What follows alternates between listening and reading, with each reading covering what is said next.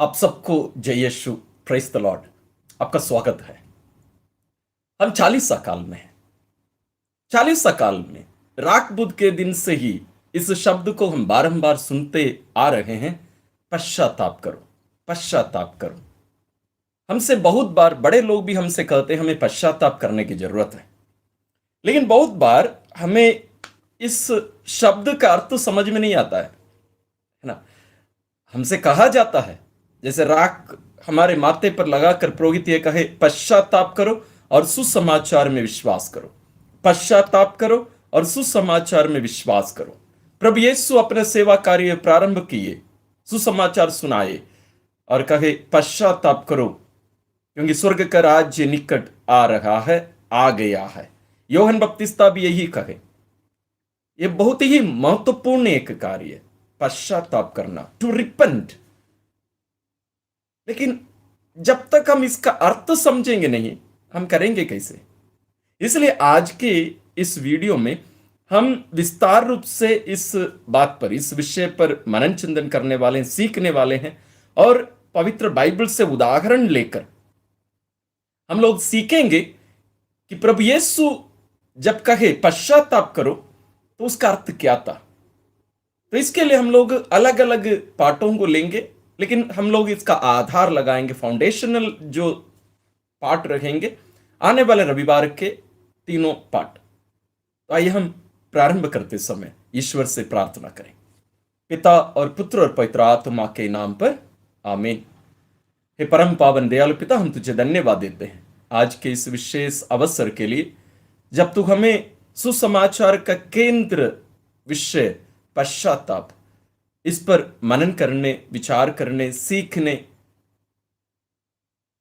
हम वास्तव में एकत्रित हैं। तेरे पिता अपना आत्मा हमें प्रदान करिए ताकि तेरे आत्मा के सहायता से, उसकी सहायता से हम इस विशेष सुसमाचार के नींव को हम समझें, ताकि हमारे जीवन में हम हर दिन पश्चाताप करते हुए हम तेरी ओर मुड़कर पूर्ण रूप से तेरे बन जाएं। विशेष रूप से 40 के इस अवसर पर हम तेरे पुत्र के पास का रहस्यों में सहभागी होने के लिए जो सुअवसर तूने हमें दिया, इसका पूरा पूरा लाभ उठाकर हम सच्चा पश्चाताप करते हुए पवित्र जीवन हम जी सके, तेरे ओर, तेरे नजदीक आकर, तेरे पास आकर तुझसे हम जीवन प्राप्त कर सके। हमारी प्यारी मां मरियम, सभी संतों स्वर्गदूतों, हमारे लिए विनय करिए।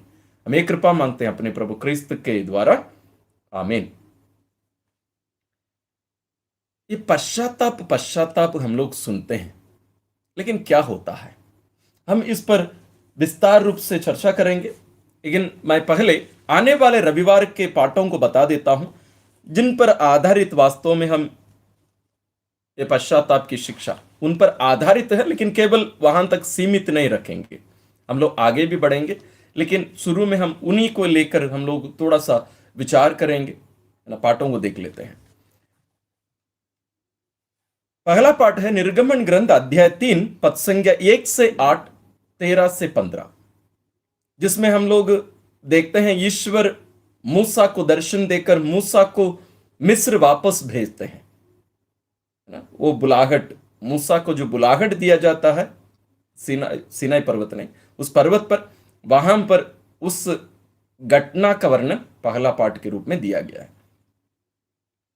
दूसरा पाठ दिया गया है हमारे लिए कुरिन्थियों के नाम संत पौलुस का पहला पत्र अध्याय 10 पद संख्या 1 से 6, 10 से 12, जहां हम लोग देखेंगे उसी बात को, यानी कैसे मूसा नेतृत्व करते हुए इस्राएलियों को मिस्र से मरुभूमि होकर वहां प्रतिज्ञा देश ले जा रहे थे, उसका वर्णन या उसके बारे में संत पौलुस उस घटना के बारे में यहां वर्णन करते हैं।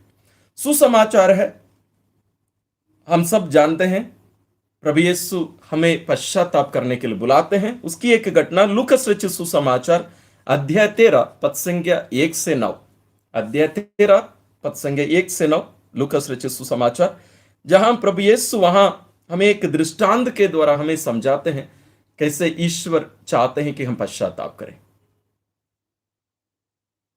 असली में बाहरी रूप से जब हम लोग इन पाठों को देखते हैं, हमें ऐसे दिख पड़ता है कि हमसे आह्वान किया जा रहा है, हम यहां के केंद्र हैं, है ना, हम यहां के केंद्र हैं, नहीं। यहां वास्तव में जैसे अनुवाक्य में हम लोग जवाब देंगे, प्रभु दया और अनुकंपा से परिपूर्ण है, प्रभु दया और अनुकंपा से परिपूर्ण है। दयालु और अनुकंपा नहीं, केवल नहीं है, परिपूर्ण है, पूर्ण है वो। यानी ईश्वर इंतजार करते हैं हमारे लिए, ईश्वर चाहते हैं कि हम पश्चाताप करें। इसलिए संत पौलुस तीमोथी को लिखते हुए अपने पत्र में कहेंगे, ईश्वर नहीं चाहता है कि कोई भी नष्ट हो जाए, ईश्वर चाहता है कि सभी मुक्ति प्राप्त करें। God wants that everyone be saved, everyone have the eternal life, हम अनंत जीवन प्राप्त करें। इसलिए पिता ईश्वर ने अपने इकलौते पुत्र को हमारे मुक्तिदाता के रूप में भेजे। लेकिन बात यह है कि हम इन बातों को समझ नहीं पाते। आज 40 में भी अभी लगभग दूसरा सप्ताह समाप्त होने को है, आज शुक्रवार हो गया, तीसरा सप्ताह शुरू होने वाला एक दिन के बाद। अभी लगभग 15 दिन पार हो चुके हैं, 15 नहीं उससे ज्यादा हो गए हैं, वहां 3-4 दिन पहले से ही। लेकिन हम इसका कितना लाभ उठा पाए हैं, इन सब पर हम लोग विचार करेंगे। तो जैसे मैंने कहा, हम लोग थोड़ा सा इसकी व्याख्या कर लेते हैं, फिर हम लोग पश्चाताप के बारे में हम गहराई से अध्ययन करेंगे। पहला पाठ, जैसे मैंने कहा, ईश्वर इस्राएलियों को मिस्र से छुड़ा लेके आना चाहते हैं और उसके लिए मूसा को चुनते हैं। और कैसे दर्शन देते हैं, देखिए।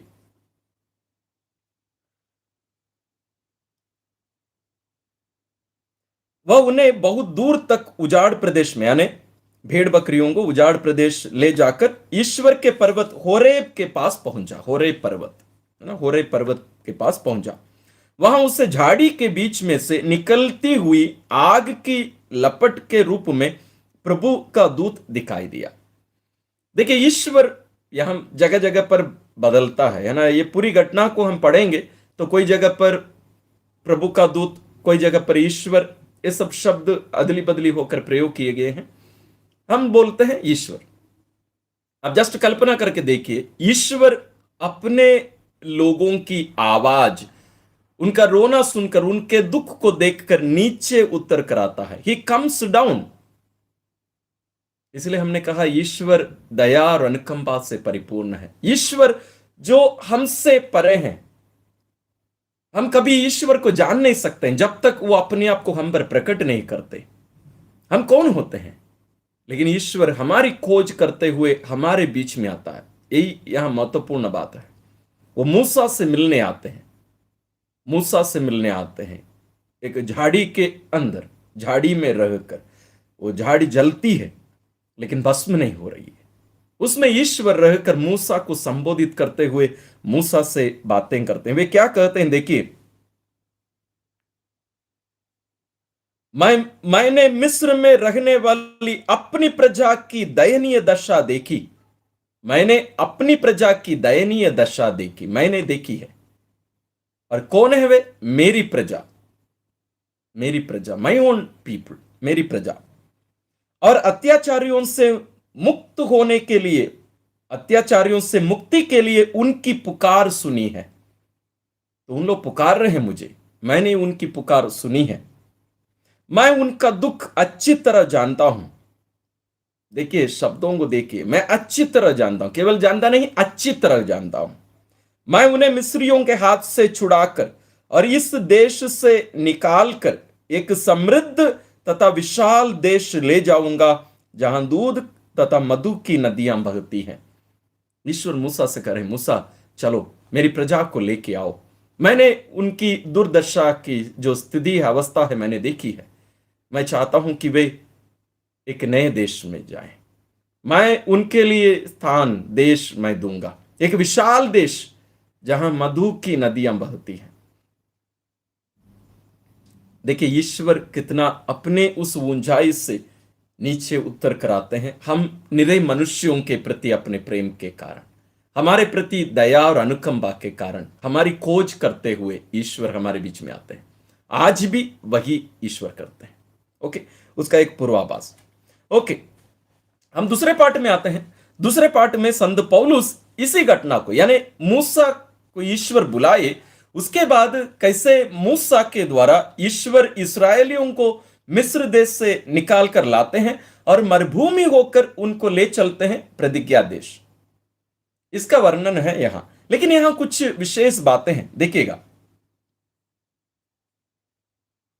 भाइयों, मैं आप लोगों को याद दिलाना चाहता हूं कि हमारे सभी बाप दादा बादल की छाया में चले, बादल की छाया में चले, सब समुद्र पार कर गए और इस प्रकार बादल और समुद्र का बपतिस्मा ग्रहण कर सबके सब मूसा के सहभागी बन गए। तो मूसा कौन है? यहां एक पूर्वाभास है, किसके लिए? प्रभु यीशु के लिए। और इस्राएली मरुभूमि में किसकी छाया में चले? बादल, बादल। मैं पिछले रविवार के पाठों पर मनन चिंतन के समय प्रभु यीशु के रूपांतरण की घटना का वर्णन करते हुए मैंने कहा था, वहां जो बादल था, बादल, बादल पवित्र आत्मा, ईश्वर का प्रतीक है, ईश्वर का प्रतीक। हम लोग जो सामान्य देखते हैं ये नहीं, आप उस घटना को, है ना, यहां जो संत पौलुस वर्णन कर रहे हैं ये, और उसके साथ साथ प्रभु यीशु के रूपांतरण की घटना के जो वर्णन है उसमें जो बादल के बारे में कहा गया है, आप उसको पढ़ के देखिए, आपको पता चलेगा ये कोई साधारण बादल नहीं है ना, वो ईश्वर की उपस्थिति।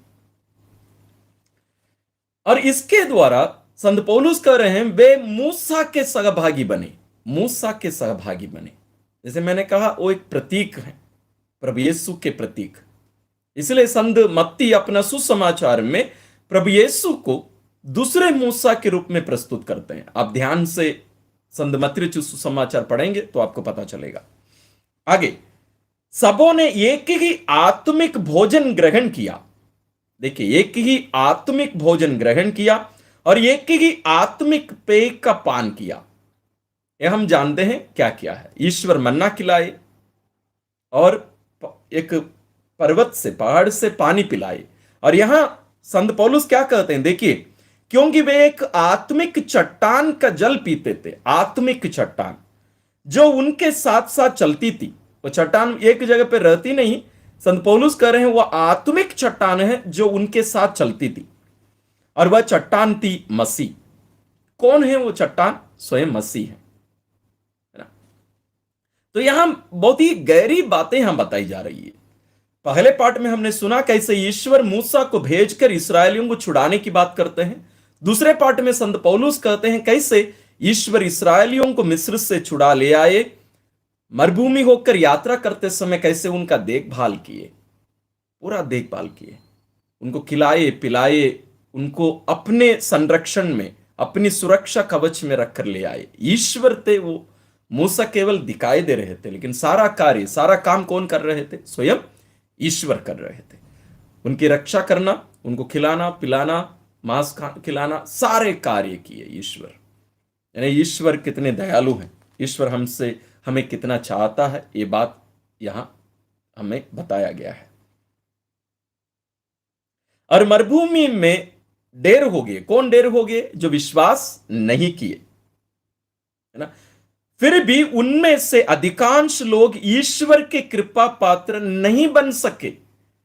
यानी ईश्वर के कृपा पात्र बनना, ईश्वर की प्रजा बनना कोई साधारण बात नहीं है, कोई आम बात नहीं है, ये सबके वश की बात नहीं है।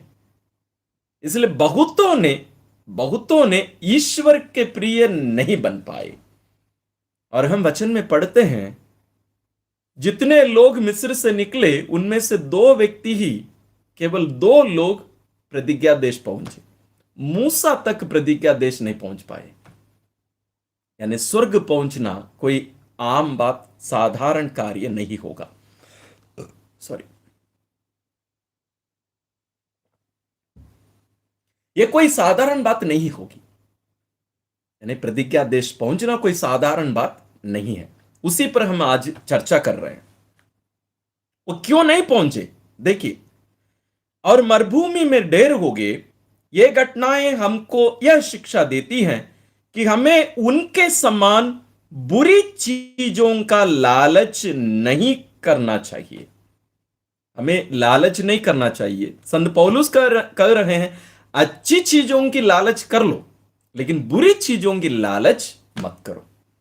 ये क्या था? क्या था उनकी समस्या क्या थी?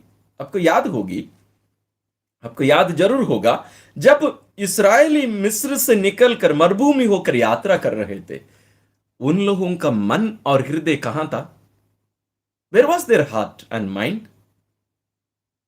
कहां था? मिस्र देश में।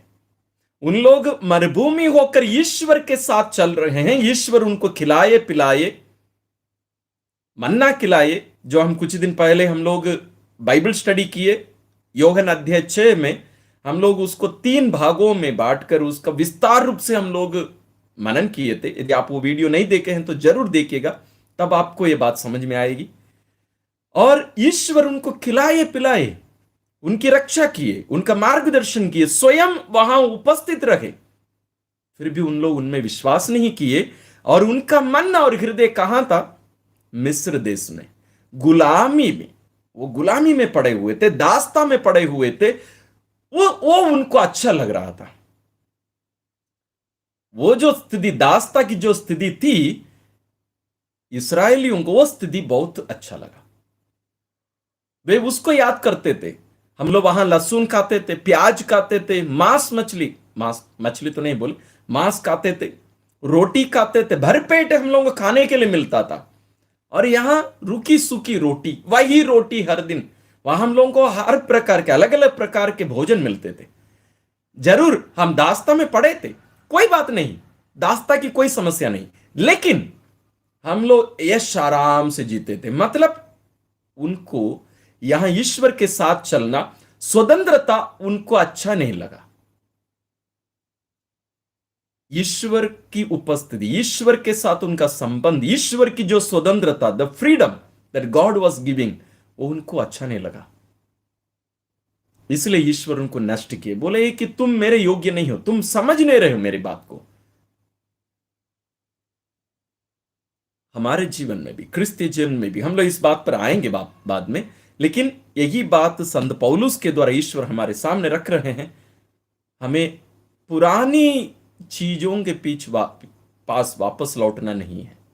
हमारे पुरानी आदतों के पास, जो पुरानी आदतें हैं, पाप की जो अवस्था हम लोग जी रहे थे, स्थिति में जी रहे थे, पाप में पड़े हुए थे, उसके बारे में सोच सोचकर उसके पास जाना नहीं है। है ना? आपके साथ क्या होता है मुझे पता नहीं, लेकिन मेरे साथ ये बहुत बार होता है। हम लोग जो पाप किए हुए हैं, पुराने पुराने जो पाप हैं, हमारा दिमाग वहां चले जाता है, वहां चले जाता है ना? बहुत बार हम लोग जब पढ़ाई कर रहे थे तब भी ये हमें सिखाया गया, जैसे जो व्यक्ति पाप की उस अवस्था से, असली में जैसे हम लोग आदि पाप के हम लोग भागी हैं, ओरिजिनल सिन, आदि पाप, उससे हमें छुटकारा मिला, लेकिन उसका जो फल है, attraction to sin, कॉन्कपिशन, Sant Augustine कहते हैं, यानी पाप की ओर हमारा जो झुकाव है, लगाव है, वो गया नहीं है, वो हमेशा रहेगा, हमेशा रहेगा। पाप की ओर झुकाव, पाप की ओर आकर्षण, अट्रैक्शन टुवर्ड्स सिन, कॉन्कपिशंस, संत अगस्तिन कहते हैं, वो हमारे जीवन में हमेशा रहेगा, हमारे जीवन में रहेगा। इस कारण क्या होता है, हम लोग जैसे कहते हैं ना, कोई अच्छी घटना या कोई अच्छा भोजन पुराना कभी आप खाए, बहुत बार मैं बड़े बड़े लोगों से भी सुना हूं, लोग बोलेंगे उस जगह का जो खाना है ना बहुत स्वादिष्ट रहता है। जैसे मुंबई के बारे में कहा जाता है, कुछ दिल्ली के बारे में, अलग अलग जगह के बारे में कहा जाता है, वहां का ये भोजन, ये खाना बहुत स्वादिष्ट है, बेस्ट उस जगह पे हमें मिलता है। और जब वे कहते हैं, जैसे आम बात ये होती है, जैसे इमली की बात मैं करूं, इमली की बात मैं करूं, हमारे मुंह पे पानी आ जाता है ना? हम पिछली बार जो, जब हम इसको खाए या देखे, वो हमारी 5 इंद्रियां उसकी ओर आकर्षित हो जाती है। याद, सुनाई, स्वाद, रंग, है ना, उसका स्पर्श, ये सारी बातें आ जाती है, और तुरंत उसका रिएक्शन, जीभ में लार आना। पाप के बारे में भी मनुष्य ही करता है। हम जो पाप किए, है ना। हम कलीसिया भी ये सिखाती है, कुछ कुछ लोग ये भी सोचते हैं काश मुझे वो पाप को ना और बेहतर करना चाहिए था। जैसे कोई चोरी किया और कोई बड़े पाप या छोटे पाप कुछ भी किए, ये सोचते हैं अरे यार आखिरी में तो पाप स्वीकार करना ही था, तो मुझे क्या करना चाहिए था, उससे थोड़ा सा बड़ा कुछ कर लेना चाहिए था। या कोई कोई उस पाप के बारे में मन में पुनः चलाकर उस पर जीते हैं। इसराइल यही कर रहे थे, शैतान यही करते रहता है हमारे साथ। आपके साथ केवल नहीं हो रहा है, मेरे साथ में भी ये होता है। उससे छुटकारा पाने के लिए हमें क्या करना चाहिए, आज हम वही सीखेंगे इसके बाद में, है ना। तो इसराइली, उनको वो दास था कि वो अवस्था, वो स्थिति उनको अच्छी लगी, इसलिए उन लोग उसी के बारे में सोचते थे। वहां क्या मिलता था, खाने के लिए मिलता था, लेकिन इससे उन्हें कोई फर्क नहीं पड़ा है कि उन लोग दासता की स्थिति में पड़े थे, उन लोग दास थे वहां। ये उनको वो कोई फर्क नहीं पड़ा। उनको क्या मिला, पेट भर खाना मिला, बस बस इतना पर्याप्त है हमारे लिए। ओके,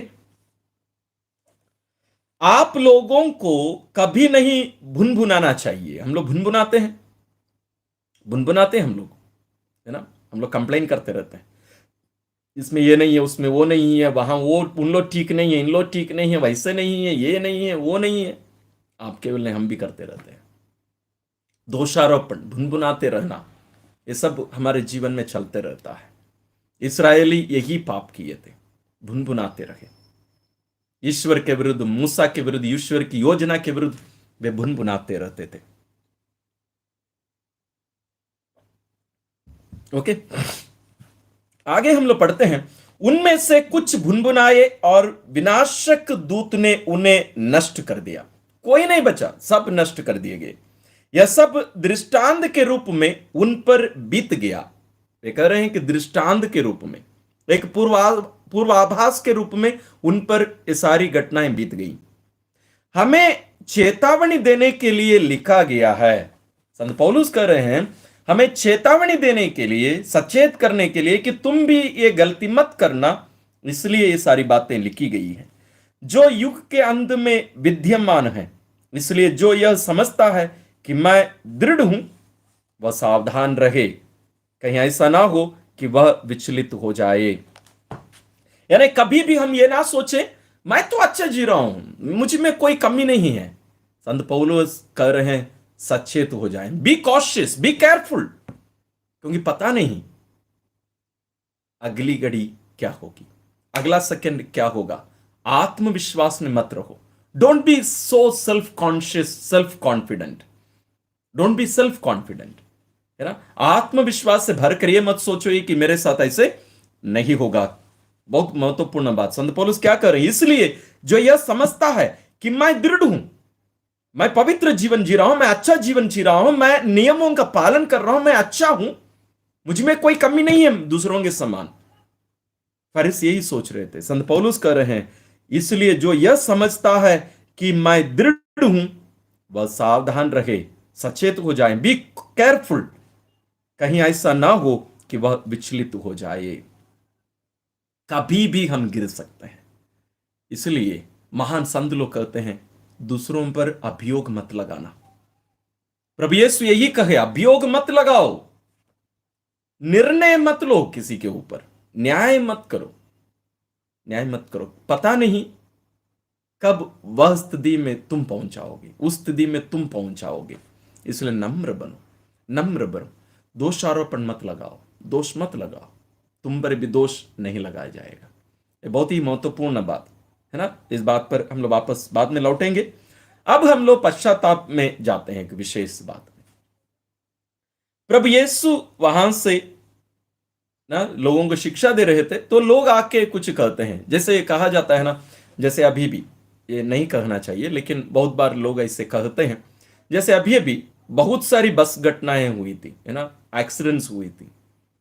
जैसे लोग मंदिर जा रहे थे, या अभी हाल ही में ही महाकुंभ में नहाने भी गए, और रास्ते में जाते समय आते समय बहुत सारे हमारे प्यारे भाई बहन लोग सब एक्सीडेंट के कारण, या वहां भी है ना मुठभेड़ सब हुआ, मुठभेड़ नहीं है, स्टैम्पीड सब हुआ था, उसमें भी बहुत सारे लोग मरे ना। कुछ लोग ये भी सोचे होंगे अच्छा हुआ, अच्छा हुआ, इन लोग सब मर गए ना, पापी थे इन लोग सब, है ना। कुछ लोग ये भी कह रहे थे, है ना, उन लोग सीधा सीधा स्वर्ग गए ना। हम में से भी कुछ लोग ये सोचे होंगे कि उन लोग अच्छे नहीं, अच्छे लोग नहीं थे, अच्छे लोग नहीं थे, दूसरे धर्म के भी हैं और अच्छे भी नहीं हैं, इन लोग सब बुरे हैं। ये सब सोच आपके मन में भी या हमारे मन में भी आया होगा, है ना। इसके बारे में हम बहुत सारे लोगों के बारे में हम लोग कर सकते हैं। हम लोग बहुत बार, मैं ये भी सुना हूं, लोग धन्यवाद प्रार्थना करते हैं, प्रभु बहुत सारे लोग आज मरे, एक्सीडेंट सब हुआ, है ना, तुम मुझे भी उसके समान मरने नहीं दिया। बाप रे, तो मतलब हम ये कह रहे हैं कि उनको ईश्वर ईश्वर मारे, कभी ये नहीं सोचना है। यहां सुसमाचार में हम लोग वही सुनते हैं। प्रभु यीशु के पास कुछ लोग आकर क्या करते हैं, देखिए उन लोग क्या कर रहे हैं। उस समय कुछ लोग यीशु को उन गलीलियों के विषय में बताने आए जिनका रक्त पिलातुस ने उनके बलि पशुओं के रक्त के साथ मिला दिया था। यानी उनको मार के उनके रक्त को बलि वेदी पर पशुओं के रक्त के साथ मिला के उनको नष्ट कर दिया, खत्म कर दिया। यीशु ने उनसे कहा, प्रभु यीशु क्या कहते हैं, देखिए, क्या तुम समझते हो कि ये गलीली अन्य सब गलीलियों से अधिक पापी थे?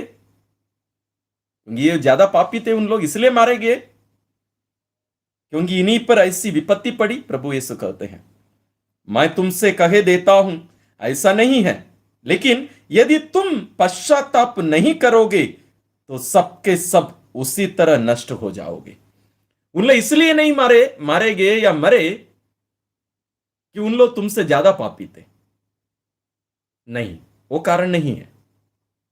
बल्कि यदि तुम पश्चाताप नहीं करोगे, तुम अपनी इस पाप की अवस्था को छोड़कर, स्थिति को छोड़कर तुम सन्मार्ग पर नहीं चलोगे, ईश्वर के पास वापस लौटकर नहीं आओगे, तो तुम सबके सब नष्ट कर दिए जाओगे। उन लोग पाप के कारण मारे नहीं गए। उसका कारण क्या है? प्रभु यीशु कह रहे हैं उन लोगों के पाप के कारण नहीं मारे गए, लेकिन यदि तुम पश्चाताप नहीं करोगे तो तुम सबके सब मारे जाओगे।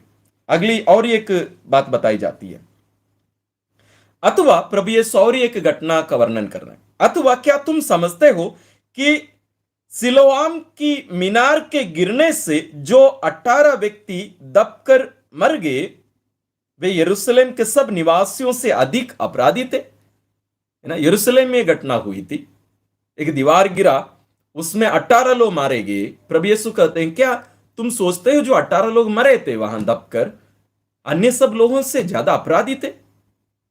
हम लोग बहुत बार यही सोचते हैं, है ना। मैं तुमसे कहे देता हूं ऐसा नहीं है, लेकिन यदि तुम पश्चाताप नहीं करोगे तो सबके सब उसी तरह नष्ट हो जाओगे। तुम्हें पश्चाताप करने की जरूरत है, पश्चाताप करना। इसको समझाने के लिए प्रभु यीशु एक दृष्टांत सुनाते हैं, है ना, लोगों को ये शिक्षा समझाने के लिए प्रभु यीशु एक कहानी, दृष्टांत मतलब एक कहानी सुनाते हैं। कहानी क्या है? तब यीशु ने यह दृष्टांत सुनाया, किसी मनुष्य की दाखबारी में एक अंजीर का पेड़ था, है ना, बहुत सारे पेड़ थे, उस दाखबारी में एक अंजीर का भी पेड़ था। वह उसमें कौन? वो मनुष्य, है ना, जो जिसका वो बगीचा है या दाखबारी है, उसका जो मालिक है, वो क्या करता था? वह उसमें फल खोजने आया, वो फल खोजने आया, परंतु उससे एक भी नहीं मिला, एक फल भी नहीं मिला। तब उसने दाखबारी के माली से कहा, वहां काम करने वाले से, माली से कहा, देखो, मैं 3 वर्षों से इस अंजीर के पेड़ में फल खोजने आता हूं। कितने साल? 3 सालों से, हर साल आ रहे हैं। वो आ रहे हैं तो मतलब वो फल का समय है, सीजन है, उसी समय वो फल की खोज में 3 सालों से आ रहे हैं। मतलब नहीं तो वो मूर्ख होंगे यदि वो पौधा था, अभी तीसरा साल हो रहा है, नहीं, वो पेड़ हो गया है, पेड़ है वो। तीसरा साल है ये, तीसरे साल में भी मैं फल ढूंढ के आता हूं, मुझे एक भी नहीं मिलता, एक फल तक अभी तक मुझे नहीं मिला, एक भी नहीं मिला है। इसे काट डालो, इसे काट डालो, यह भूमि को क्यों चेके हुए हैं? नहीं, इसको काट डालो, निकाल दो यहां से, भूमि को क्यों बर्बाद कर रहा है? इसके जगह पर और कोई पेड़ हम लगाते। यदि यह अगले वर्ष, है ना, सॉरी, परंतु माली काम करने वाले ने क्या कहा? परंतु माली ने उत्तर दिया, मालिक, मालिक, इस वर्ष भी इसे रहने दीजिए, और एक मौका देते हैं, और एक मौका दीजिए। मैं इसके चारों ओर खोद कर खाद दूंगा, खाद डाल दूंगा। मैं खोदूंगा और खाद डालूंगा, यानी मैं पूरा इसका देखरेख करूंगा। यदि यह अगले वर्ष फल दे तो अच्छा, नहीं तो इसे काट डालिए। देखिए कितनी महत्वपूर्ण बात है। प्रभु यीशु ये दृष्टांत उन्हें सुना रहे हैं कि ईश्वर कितना दयालु है, ईश्वर कितना हमारे लिए इंतजार करते हैं कि हम उनके पास लौटें। वो हमें बारंबार मौका देते रहता है, लेकिन बहुत बार हम इस मौके का लाभ उठाते हैं। हम लोग सोचते हैं कि क्या हुआ, मैं पिछले बार भी पाप किया, कुछ नहीं हुआ, अभी करने से भी कुछ नहीं होगा, कुछ नहीं होगा। इसके बारे में संत पेतरुस अपने दूसरे पत्र में कुछ महत्वपूर्ण बात बताते हैं।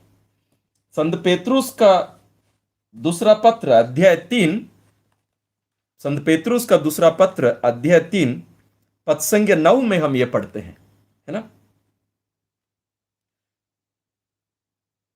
प्रभु अपनी प्रतिज्ञाएं पूरी करने में विलंब नहीं करता। अपनी प्रतिज्ञाएं पूरी करने में प्रभु विलंब नहीं करता, जैसा कि कुछ लोग समझते हैं। कुछ लोग समझते हैं कि ईश्वर विलंब करते रहता, वो समय पर कुछ करता नहीं है, ही इज नॉट पंचुअल, है ना, समय का पालन नहीं करता है, किंतु वह आप लोगों के प्रति सहनशील है।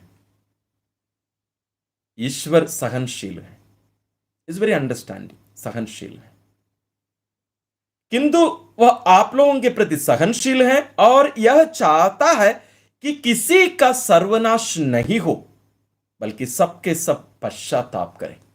ईश्वर इसलिए हमें मौका देते जा रहे हैं, इंतजार कर रहे हैं कि ये लोग, मेरी प्रजा मेरे पास लौट आएगी, क्योंकि वे चाहते हैं कि सभी लोग पश्चाताप करें, सबके सब पश्चाताप करें, किसी का भी सर्वनाश ना हो। यह ईश्वर की इच्छा है।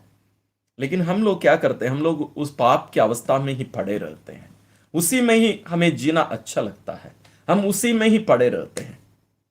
जैसे सुअर के बारे में कहा जाता है, आप सुअर को जितना भी नहलाओ, नहला के उसको नया कपड़ा पहना के मेकअप सब करा के आप अपने घर में, अपने बेड में लेके रख के देखना, वो वापस वहीं जाएगा जहां वो पड़ा हुआ था, जहां से हम लोग उठा के लेके आए। क्यों? क्योंकि उसको वो पसंद है, क्योंकि उसको वो पसंद है। उसी प्रकार वो जो कीचड़ है वो पाप की अवस्था है, पाप है। हम मनुष्यों को भी पाप की अवस्था अच्छी लगती है ना, हमें वो अवस्था अच्छी लगती है। पाप है लेकिन वही हमें अच्छी लगती है। तो आइए हम लोग पश्चाताप के बारे में हम थोड़ा सा विस्तार रूप से हम लोग अभी चर्चा करेंगे। अभी वहां सुसमाचार की जो बातें हम लोग चर्चा की, अभी हम लोग थोड़ा सा गहराई से चर्चा करेंगे ये पश्चाताप सब क्या होता है। पवित्र बाइबल के अनुसार ये पश्चाताप क्या होता है? इसको ग्रीक या यूनानी भाषा में मेट्रोनोया कहा जाता है। मेट्रोनोया, ग्रीक में मेट्रोनोया, उसका अर्थ क्या होता है? यू टर्न लेना। उसका अर्थ है मन और हृदय की पूरी तरह परिवर्तित करना, बदलाव करना, हमारे हृदय में परिवर्तन लाना है। बाहरी रूप से केवल नहीं, बाहरी रूप से केवल नहीं, वो उत्पन्न होना है, शुरू होना है हमारे हृदय में। पश्चाताप शुरू होता है हृदय से। तो पश्चाताप का उस शब्द का अर्थ ही, सॉरी थोड़ा सा पानी,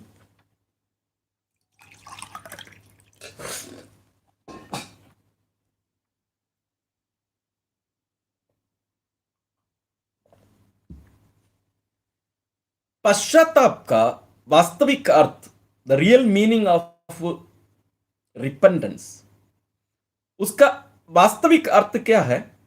मेट्रोनोया मतलब यू टर्न लेना, हृदय परिवर्तन। इसका एक अच्छा उदाहरण मैं आपके सामने रखता हूं।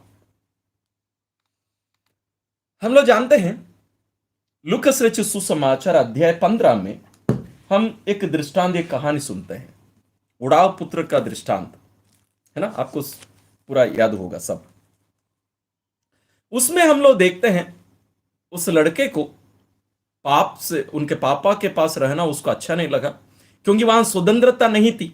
No freedom, no freedom. तो मुझे एंजॉय करना है। आजकल बच्चे भी यही करते हैं ना, हम सब बच्चे, ये सब आजकल थोड़ा ज्यादा हो रहा है। हम बड़े लोग भी वही करते हैं, बड़े लोग भी हम लोग वही करते हैं, केवल बच्चे नहीं, हम बड़े भी। हमें फ्रीडम चाहिए। फ्रीडम मतलब स्वतंत्रता, मतलब हमारी इच्छा के अनुसार चलना, है ना। सामान्य रूप से हम ये सोचते हैं मुझे जीने का फ्रीडम नहीं है, मैं जो करना चाहता हूं मुझे कोई फ्रीडम नहीं मिलता है। घर में यही कहा जाता है, पति पत्नी भी कहते हैं, बच्चे भी कहते हैं, हम बड़े छोटे सब ये शिकायत करते हैं, मुझे जीने का फ्रीडम नहीं है, यानी अपनी इच्छा अनुसार जीने की स्वतंत्रता मुझे नहीं है। वही वो उड़ाव पुत्र भी सोचा, और वो क्या किया, अपना हिस्सा लेकर अपने पिता से दूर चला गया, ईश्वर से दूर गया। वो पिता है, ईश्वर है ना, पिता के, वो ईश्वर के प्रतीक है। वो पिता से यानी ईश्वर से दूर चला गया। कहां गया, उसके पास जो कुछ था सब कुछ बेच के पैसा इकट्ठा कर लिया, दूर देश चला गया। देखिए, दूसरा देश जाना ही दुश्मन बनना, यानी शैतान के चंगुल में फंसना। दूसरा देश जाना, इसराइल, वो लोग, उन लोग तुरंत पकड़ लेंगे, हम लोग उसको समझते नहीं है। दूसरा देश जाना मतलब दुश्मन के कब्जे में, दुश्मन के पास जाना।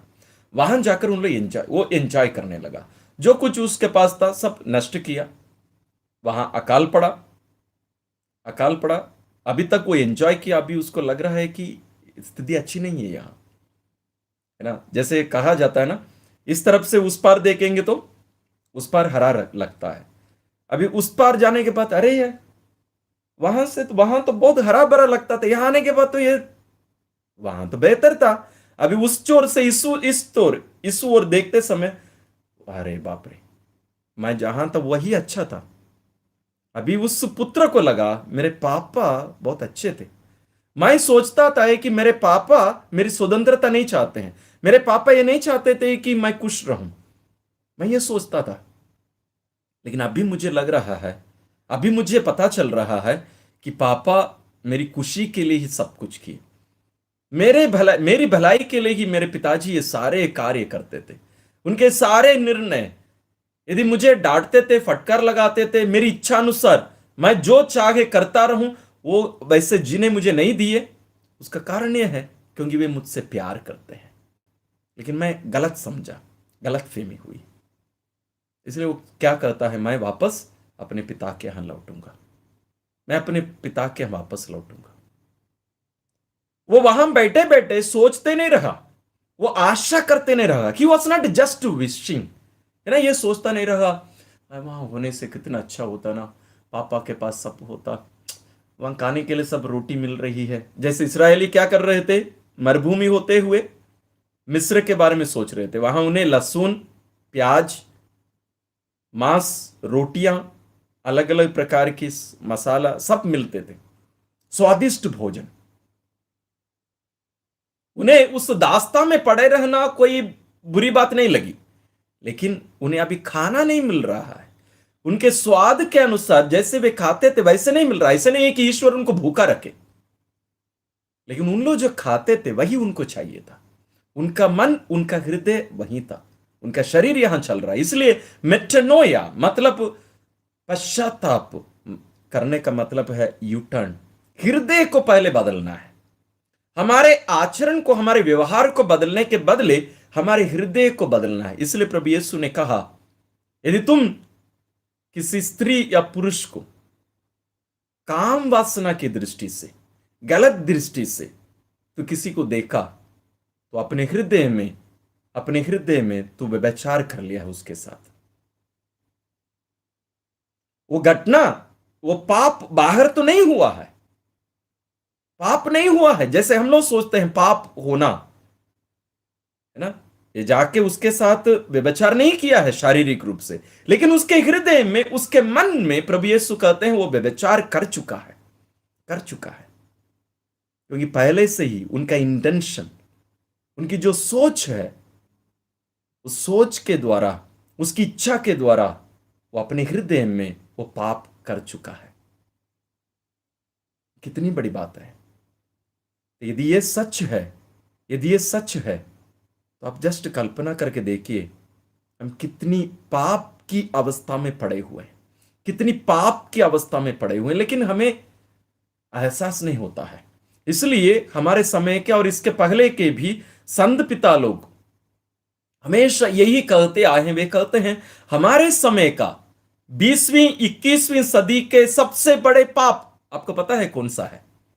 क्या पाप है? आप लोग लिखिए, बता, हम लोग देखते हैं कौन सा पाप है सबसे बड़ा। 20वीं और 21वीं सदी के सबसे बड़े पाप कौन से हैं? आप लिखिएगा, मैं थोड़ा सा पानी पी लेता हूं, बताइएगा। कम से कम एक दो जन आप बताइए, हम लोग विचार कर लेते हैं कि ये कौन सा है वो पाप। अबॉर्शन? अबॉर्शन नहीं। व्यभिचार नहीं। कौन से पाप? किसी ने भी नहीं लिखा। मैं असली में सीरियसली बोल रहा था। समय नहीं है, मैं आगे बढ़ता हूं, फिर भी आप लोग लिखिएगा। संत पिता लोग ये कहे, पाप का बोध नहीं होना,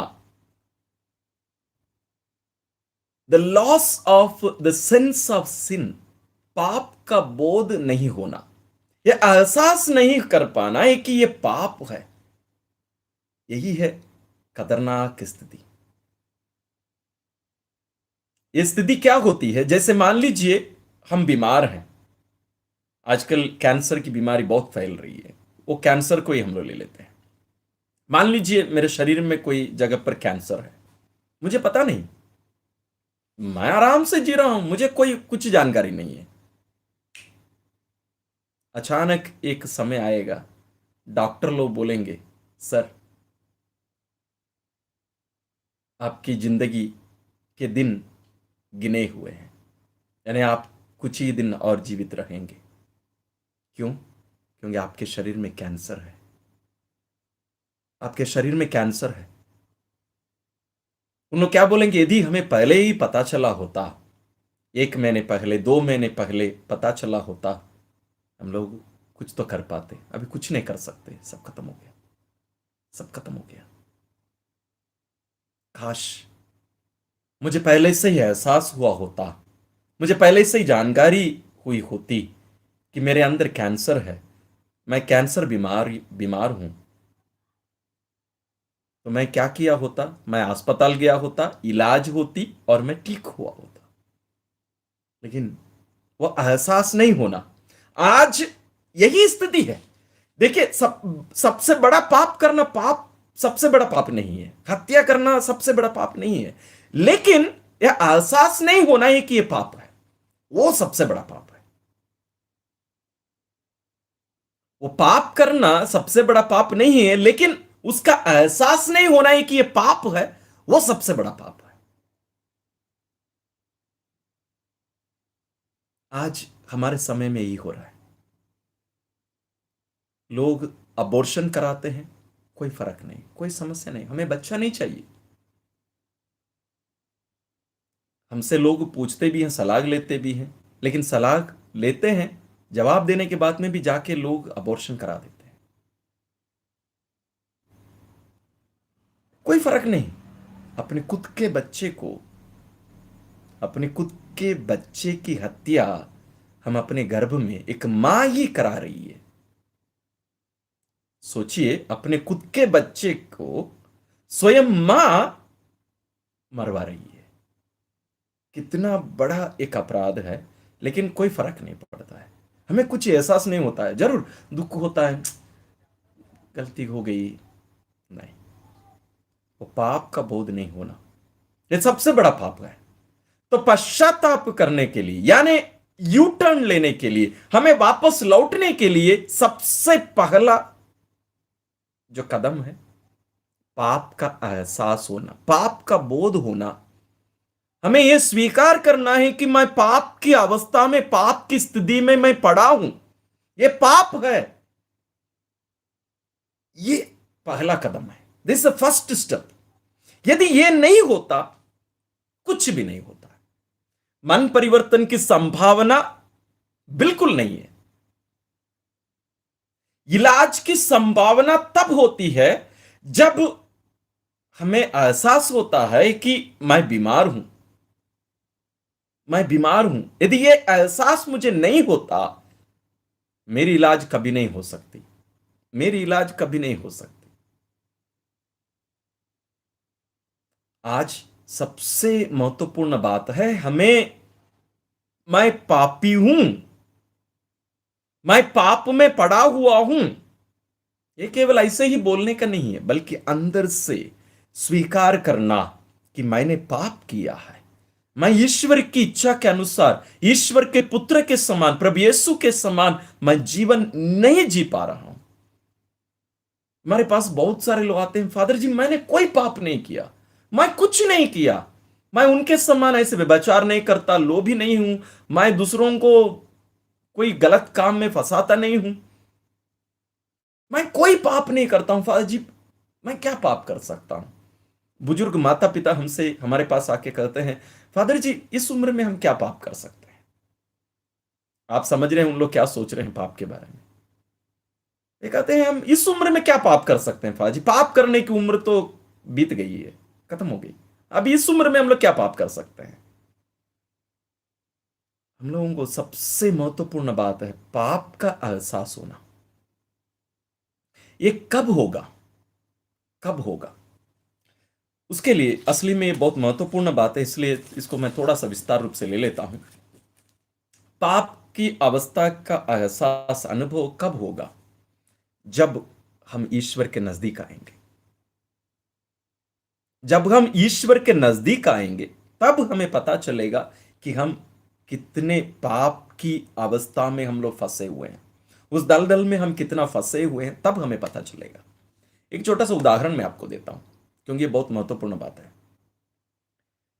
आपके कमरे में, मान लीजिए आप एक सप्ताह कहीं गए, एक सप्ताह कहीं गए, लाइट नहीं है घर में, है ना, आप कमरा घर सब खोले, आप सब जगह गए, सब कुछ रखे, आप पानी वानी पिए ना, पानी सब नल खोले, पानी पिए, थोड़ा मोबाइल चालू करके आप कहीं रखे और जाके नल खोल के पानी सब पी के आ गए हैं, सब हो गया।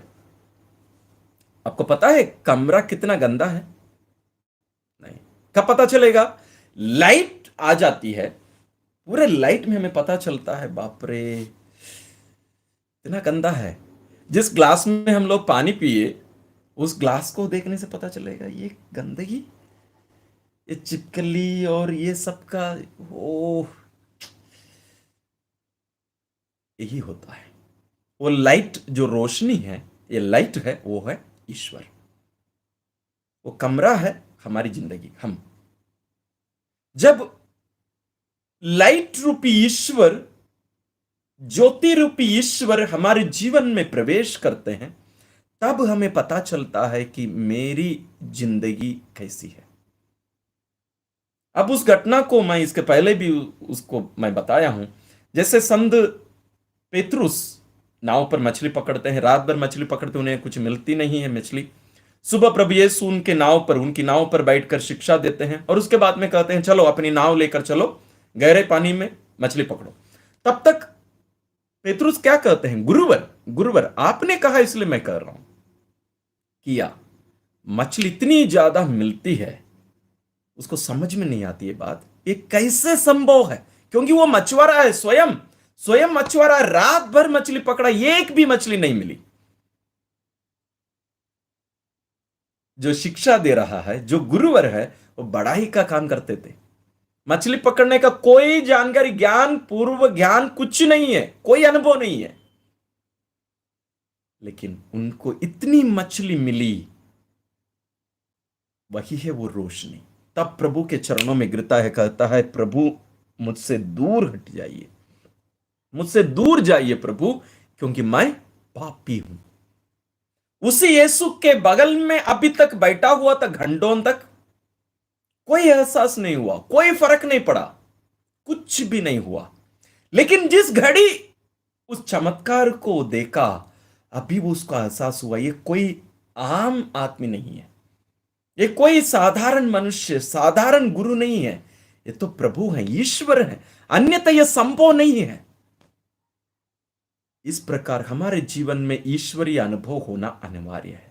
जब तक इस प्रकार का अनुभव हमारे जीवन में नहीं होता है, हमारे जीवन में पाप का बोध का अनुभव हमें कभी नहीं होगा। मैं आपके लिए केवल नहीं कर रहा हूं, मेरे लिए भी कर रहा हूं, मेरे लिए भी कर रहा हूं। ये ईश अनुभव, गॉड एक्सपीरियंस हम जो बोलते हैं, ये जब तक नहीं होता है, हमें पता नहीं चलेगा कि हम कितने पाप में पड़े हुए हैं, कितने पाप में पड़े हुए हैं। हम लोग यही सामान्य रूप से लोग क्या है, व्यभिचार को बहुत बड़ा पाप मानते हैं, हत्या को बड़ा पाप मानते हैं। इनको छोड़ के आप कुछ पाप बताइए।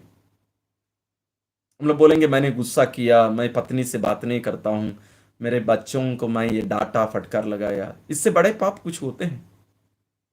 बहुत सारे, बहुत सारे पाप हैं। लेकिन हम लोगों को वो पाप की दृष्टि से, पाप के रूप में हम लोग उनको देखते तक नहीं है। इसी स्थिति से हमें ऊपर उठना है। उसके लिए अनिवार्य है कि हमें पाप का बोध होना, और उसके लिए चाहिए कि हम ईश्वर की उपस्थिति में जाके बैठे, हम ईश्वर की उपस्थिति में जाके बैठे। ये 40 का समय उसके लिए उपयुक्त समय है, सर्वोत्तम समय है ईश्वर को हमारे जीवन में आने देने का। इसलिए उपवास और परहेज, त्याग, तपस्या, लोगों की सेवा इसलिए अनिवार्य है। इसके बारे में हम लोग कल विस्तार रूप से चर्चा किए थे। यदि आप उस वीडियो को नहीं देखे हैं, जरूर उसको देखिएगा। क्यों 40 में उपवास परहेज अनिवार्य है? जब हम लोग अपने शरीर को कष्ट दे रहे हैं, दुख दे रहे हैं, भोजन कम, इस शरीर को जो ज्यादा पसंद है उसको नहीं देकर हम उसको आत्मा के अधीन लेकर आ रहे हैं, तब हम लोग ईश्वर के नजदीक जा सकते हैं। आपको मैं एक बहुत ही महत्वपूर्ण बात बताता हूं। एक समय था, एक समय था, हम सब गरीब थे, हमारे पास खाने के लिए भोजन नहीं होता था। अब केवल उत्तर भारत में केवल नहीं, दक्षिण में भी यही स्थिति थी, यही स्थिति थी। लोग क्या करते थे, मैं गांव में, मेरे बचपन की मैं बात कर रहा हूं, गांव में बताते थे, जब हमारे मम्मी पापा बड़े माने छोटे थे, उन लोग ये करते हैं, उनके पास थोड़ा सा चावल, एक दिन के लिए एक मुट्ठी पर भी चावल नहीं था, थोड़ा सा चावल डाल के उसको उबाल के उस चावल के पानी को उन लोग पीकर जीते थे। उनका भोजन वही था, पानी, और थोड़ा सा, थोड़ा थोड़ा चावल उनको उनकी मम्मी माँ चुपके से देती थी, थोड़ा सा, 3-4 चावल, यही उनके लिए भोजन था। उस समय लोग ईश्वर से डरते थे, ईश्वर का भय मानते थे, और एक अच्छा जीवन, पवित्र जीवन जीने के लिए कोशिश करते थे, ईश्वर पर निर्भर रहकर जीते थे। और उनको लगता था कि ईश्वर के बिना हमारा जीवन संभव नहीं है। लेकिन आज उसी जगह पर आप जाइए, हमारे पास खाने के लिए है, घर, इतना बहुत सुंदर सुंदर घर हम बना के रख रहे हैं, जीने के लिए नहीं, दिखाने के लिए, दिखावा है, सब कुछ, सब कुछ हमारे पास है। अभी हमें लगता है ईश्वर की क्या जरूरत है, ईश्वर की क्या जरूरत है, मुझे क्या जरूरत है। पहले बहुत सारे लोग विश्वास में आए, गरीब थे, विश्वास में आए, उनको लगा कि ईश्वर के पास जाने से हमें कुछ मिलेगा, ईश्वर दिए, सब कुछ प्राप्त किए, अभी अच्छी स्थिति में आ गए, अभी सोचते हैं ईश्वर की क्या जरूरत है। मैं इसलिए हमेशा से कहता हूं, ईश्वर को हम लोग यदि एक डॉक्टर के रूप में देखेंगे, तो हम जब बीमार होंगे तब हम उस डॉक्टर के पास जाएंगे, है ना। आप में से ऐसे कोई है क्या, जब आप बीमार भी नहीं होते अस्पताल जाएंगे, डॉक्टर बोलेगा आप घर जाइए सर, आपकी कोई बीमारी नहीं है। हम जब अपने आप को बीमार और ईश्वर को डॉक्टर मानेंगे, तभी ही हम चर्च जाएंगे, तभी ही हम ईश्वर को खोजेंगे। यदि हम ईश्वर के बारे में सोचेंगे कि ईश्वर दुख में साथ देने वाला है, तो जब जब मेरे जीवन में दुख होगा तब मैं ईश्वर की खोज करूंगा, नहीं तो मुझे ईश्वर की जरूरत नहीं है। परिवार में लड़ाई झगड़ा अशांति है, तब मैं ईश्वर की खोज करूंगा। क्यों? मैं सोचता हूं ईश्वर शांति देने वाला है। हमारे हृदय में, हमारे मन में, हमारी सोच में ईश्वर का एक रूप है, इमेज ऑफ गॉड, एक रूप, ईश्वर का एक रूप हमारे दिल दिमाग में है। उसी के द्वारा, उसी चश्मे को पहनकर हम लोग देखते हैं ईश्वर को। ईश्वर को वास्तविक रूप से देख नहीं पाते हैं जैसे वो वास्तव में है। उसके लिए हमें क्या करना पड़ेगा? वचन पढ़ना पड़ेगा। इसलिए संत संत जेरोम ने कहा, ignorance of the scripture is ignorance of Christ. पवित्र बाइबल के बारे में जो अज्ञानता है मेरी, वो अज्ञानता किसके बारे में अज्ञानता है? स्वयं प्रभु यीशु के बारे में अज्ञानता है। ईश्वर को जानने के लिए उनके वचन को पढ़ना पड़ेगा। मुझे उनके अधीन, उनके नजदीक बैठना पड़ेगा, उनकी सुनना पड़ेगा। मुझे वो मुझसे बातें करते हैं। हमारे पास कहां समय है? फादर जी बच्चे पढ़ रहे हैं, फादर जी अभी बोर्ड का समय है, फादर जी चालीसा का समय है, फादर जी हम लोग क्या करें? फादर जी बच्चे लोगों का भविष्य है ना, फादर जी उनको तो कोचिंग करना है, फादर जी बोर्ड परीक्षा है, कोचिंग जाना है ना, बहुत सारे क्लास के लिए जाना है, पढ़ाई करनी है। फादर बच्चा ना पढ़ रहा है, फादर जी रविवार, मैडम आज रविवार है, क्या करें फादर जी, कल ना पेपर है, फादर जी समय नहीं है ना, फादर जी वो बच्चा ना वो थोड़ा सा वीक है इस विषय में ना, फादर जी इसलिए पढ़ रहा है। फादर जी, ईश्वर की जरूरत नहीं है हमें। प्रिय भाई और बहनों, ये सबसे महत्वपूर्ण बात है। वो उड़ाव पुत्र उस अवस्था में, उस दासता की अवस्था में, उस पाप की स्थिति में उसका एहसास हुआ, मैं मेरे पापा के यहां जाऊंगा, वो मेरे पिताजी हैं। यही है हमारे लिए अनुभव जरूरी है। वो मेरे पिताजी हैं, वो मुझसे प्यार करता है भाई, वो मुझसे प्यार करता है, मैं उसके पास जाऊंगा। वो इतने अच्छे हैं, बेटे बेटियों को छोड़ो, नौकरों को भर पेट खिलाता है, नौकरों को भर पेट खिलाता है। वो उतना अच्छे हैं वो मेरे पिताजी, वो कितने अच्छे हैं मेरे पिताजी। मैं उनके पास इसलिए जाऊंगा, उनसे जाके कहूंगा, पिता मैंने पाप किया, आपके विरुद्ध, स्वर्ग के विरुद्ध मैंने अपराध किया है, मुझे एक दास के रूप में रखिए, एक नौकर के रूप में रखिए। मैं आपका पुत्र कहलाने योग्य नहीं हूं, मैं इस घर में पुत्र के रूप में मुझे जीना नहीं है, क्योंकि मैं उसका योग्य नहीं हूं। मुझे एक नौकर के रूप में रखिए, एक काम करने वाले के रूप में रखिए। यही है वो अनुभव। ईश्वर के बारे में हमें सही जानकारी, सही अनुभव होना, नहीं तो पश्चाताप संभव नहीं है। पश्चाताप संभव नहीं है, बिल्कुल संभव नहीं है। इसी को कैथोलिक कलीसिया का धर्म शिक्षा ग्रंथ, कैटेकिज्म ऑफ द कैथोलिक चर्च में हम लोग इसके बारे में हम लोग विस्तार रूप से पढ़ सकते हैं, है ना। समय बहुत कम है,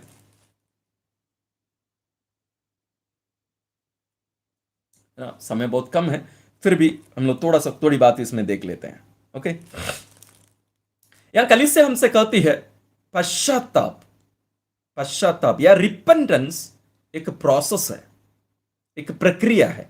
ये एक घटना नहीं है। हम लोग सोचते हैं वो तो हम लोग जब बपतिस्मा नहीं लिए थे ना फादर जी, तब हम लोग पश्चाताप करते थे, नहीं। या 40 में हम लोग पश्चाताप करते हैं, नहीं। यह हर दिन की घटना है, यह हर दिन की घटना है, हर दिन की घटना है। पश्चाताप हमें हर दिन करना पड़ेगा, हर दिन हमें करना पड़ेगा, है ना। इसके बारे में कलीसिया क्या सिखाती है, देखिए catechism of the Catholic Church number 1439, 1439 ये कहती है, मैं पढ़ रहा हूं, the process of conversion and repentance, है ना, मन परिवर्तन और पश्चाताप की प्रक्रिया क्या है, was described by Jesus in the parable of the prodigal son। उड़ाव पुत्र की दृष्टांत में, उस कहानी में प्रभु यीशु इसका वर्णन करते हैं। किस चीज का? मन परिवर्तन और पश्चाताप। इसका वर्णन, उसकी जो प्रोसेस है, उसकी जो प्रक्रिया है, उसके बारे में प्रभु यीशु हमें सिखाते हैं। Of which the sender of which is the merciful father. मन परिवर्तन का केंद्र वो दयालु पिता है। वो दयालु पिता है, मन परिवर्तन का, प्रायश्चित का, पश्चाताप का केंद्र वो दयालु पिता है। यही बात मैं अभी तक बता रहा था, कल से यही सिखाती है। यदि मैं मेरे बारे में सोच के मैं बैठूं, यदि वो उड़ाव पुत्र अपने बारे में ही सोच के बैठा होता, वो वहीं पड़ा रहता, वो उठकर जाता नहीं अपने पिता के पास। उस दृष्टांत का केंद्र वो दयालु पिता है, वो प्रेमी पिता है, वही है केंद्र। तो हमें अपना ध्यान, जैसे मैं यहां बैठा हूं, मेरी छाया पीछे पड़ रही है ना, देखिए आप दीवार में देख पा रहे हैं, है ना, दीवार में देख पा रहे हैं। सामान्य रूप से हम लोग क्या करते हैं, हम लोग मुड़े हुए रहते हैं, है ना, लाइट पीछे रहती है और हम लोग उल्टा दिशा में देख रहे हैं। जैसे मान लीजिए मैं मुड़कर देखता, मेरी छाया यहां है। वो जो छाया है, छाया जो है, यही है पाप की स्थिति, पाप की अवस्था। ये छाया है, छाया जो है ये उसका प्रतीक है ना, उदाहरण आप समझिएगा। अभी अभी ये जो रोशनी है, लाइट है, ये है ईश्वर। क्या मैं इससे छुटकारा पा सकता हूं? ये जो छाया है, क्या मैं इस छाया से छुटकारा पा सकता हूं? बिल्कुल नहीं। आप लड़के देखिए, छाया से कभी संभव नहीं है। It's not possible, it is impossible for us. संभव नहीं है।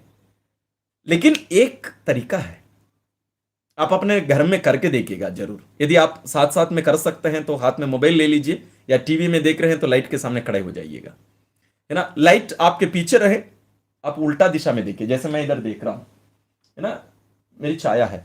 मैं जितना इस लाइट से दूर जाऊंगा, आप अपने घर में करके देखिएगा, आप जितना लाइट से दूर जाएंगे, आपकी छाया उतनी ही बड़ी होती जाएगी,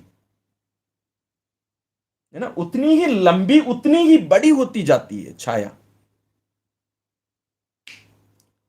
एक तरीका है, मैं आपको सीक्रेट बता रहा हूं। अब मुझे क्या करना पड़ेगा, यू टर्न लेना पड़ेगा। I have to turn around, मुझे यू टर्न करना पड़ेगा। मुझे लाइट को देखना है, मुझे पाप को देखते हुए बैठे रहना नहीं है, मुझे लाइट को देखना है। सबसे पहले मैंने कहा था, मुझे एहसास होना कि मैं पापी हूं। वो कैसे संभव है? ईश्वर का अनुभव होना, वो ज्ञान, वो कैसे मिलेगा? वचन पढ़ने से, विश्वास से वो ज्ञान मिलेगा। और उसके द्वारा हम लोग क्या कर रहे हैं? दूसरी चरण, हम ईश्वर की ओर मुड़ रहे हैं।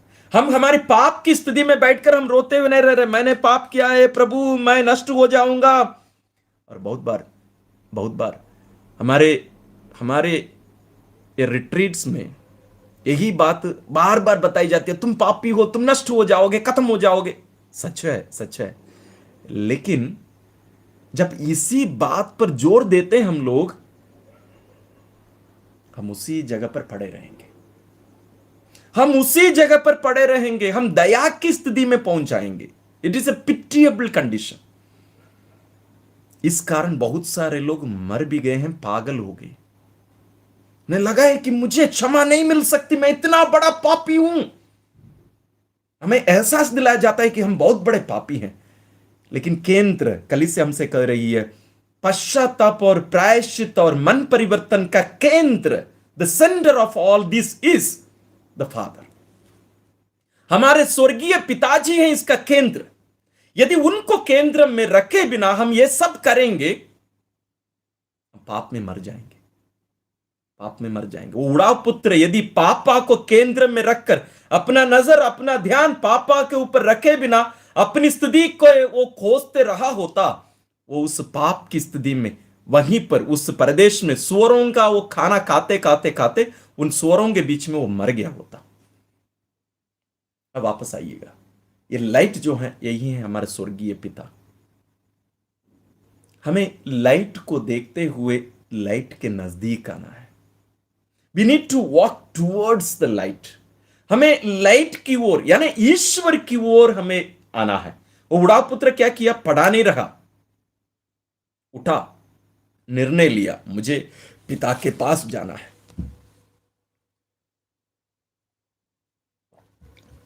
उसका पूरा ध्यान पिता के ऊपर था। पिता को ध्यान में रखते हुए वो चलता गया, चलता गया, चलता गया। वो दूसरे देश में था, पिता के यहां रहा, चलते गया, पता नहीं कितने दिन लगे, चलते गया, चलते गया, चलते गया, चलते गया, पापा के नजदीक गया, नजदीक गया, नजदीक गया। आप जितना लाइट के नजदीक जाते जाएंगे, जाते जाएंगे, जाते जाएंगे, आपको पता चलेगा ये जो छाया थी अचानक बड़ी भी होती है, लेकिन धीरे धीरे धीरे धीरे धीरे धीरे धीरे धीरे वो छाया छोटी होती जाती है, उसका आकार, उसका साइज छोटा हो जाता है। और जब आप लाइट के नीचे होते हैं ना, आप जब लाइट के नीचे होते हैं ना, आपकी छाया, आपका पाप आपके पैर के नीचे होगा। आप करके देखिएगा, करके देखिएगा।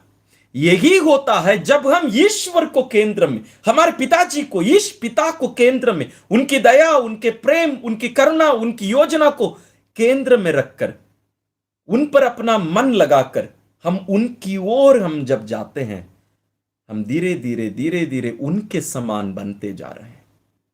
साइकोलॉजी में भी यही कहा जाता है,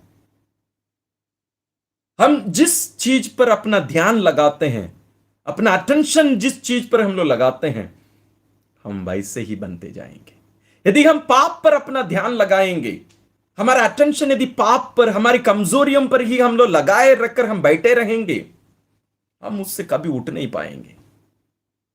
दूसरी एक उदाहरण मैं देता हूं, हम जिस दिशा की ओर हम लोग जाना चाहते हैं, हमें उस दिशा की ओर जाने के पहले देखना अनिवार्य है। देखना अनिवार्य है।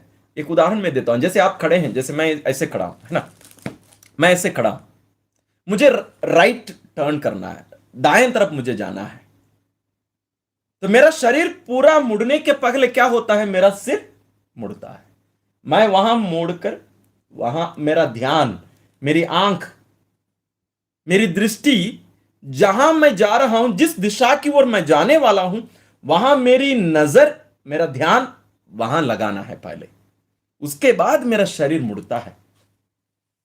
वैसे नहीं तो अपोजिट नहीं हो सकता। मैं इधर देखते हुए वहां मुड़ नहीं सकता।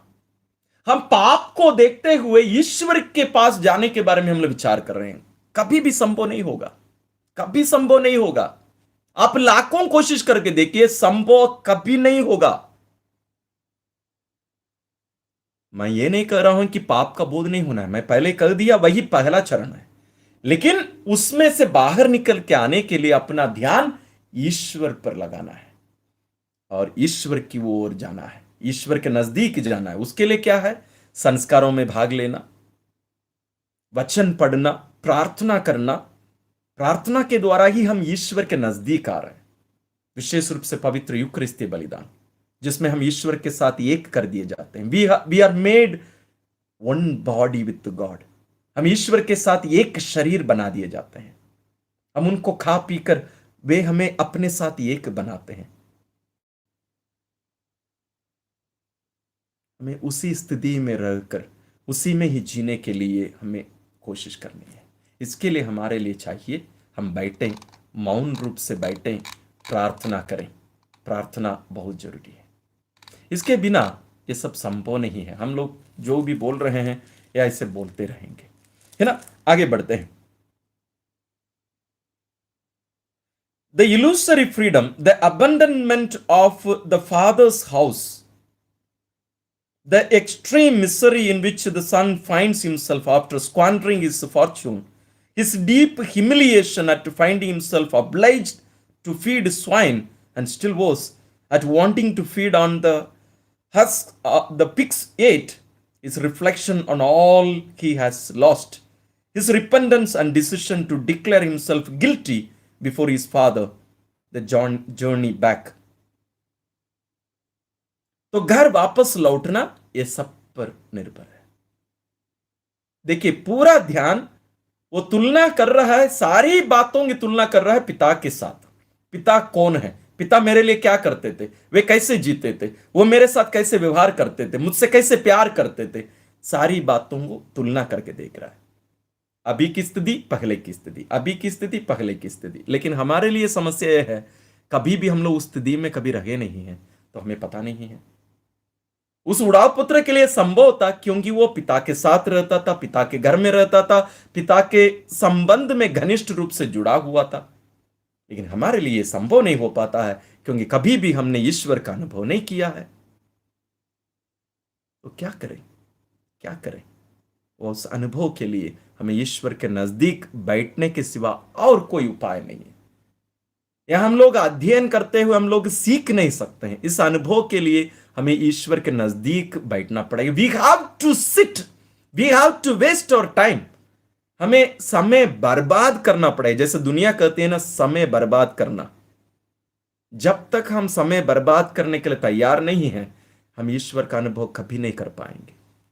आज अफसोस की बात है, हमारे कलीसिया में संडे मिस्सा को भी हम लोग कहते हैं, ये घंटा, ये सवा घंटा, 1 घंटा 15 मिनट मिस्सा खत्म कर दीजिए, हमारे पास समय नहीं है ईश्वर के लिए।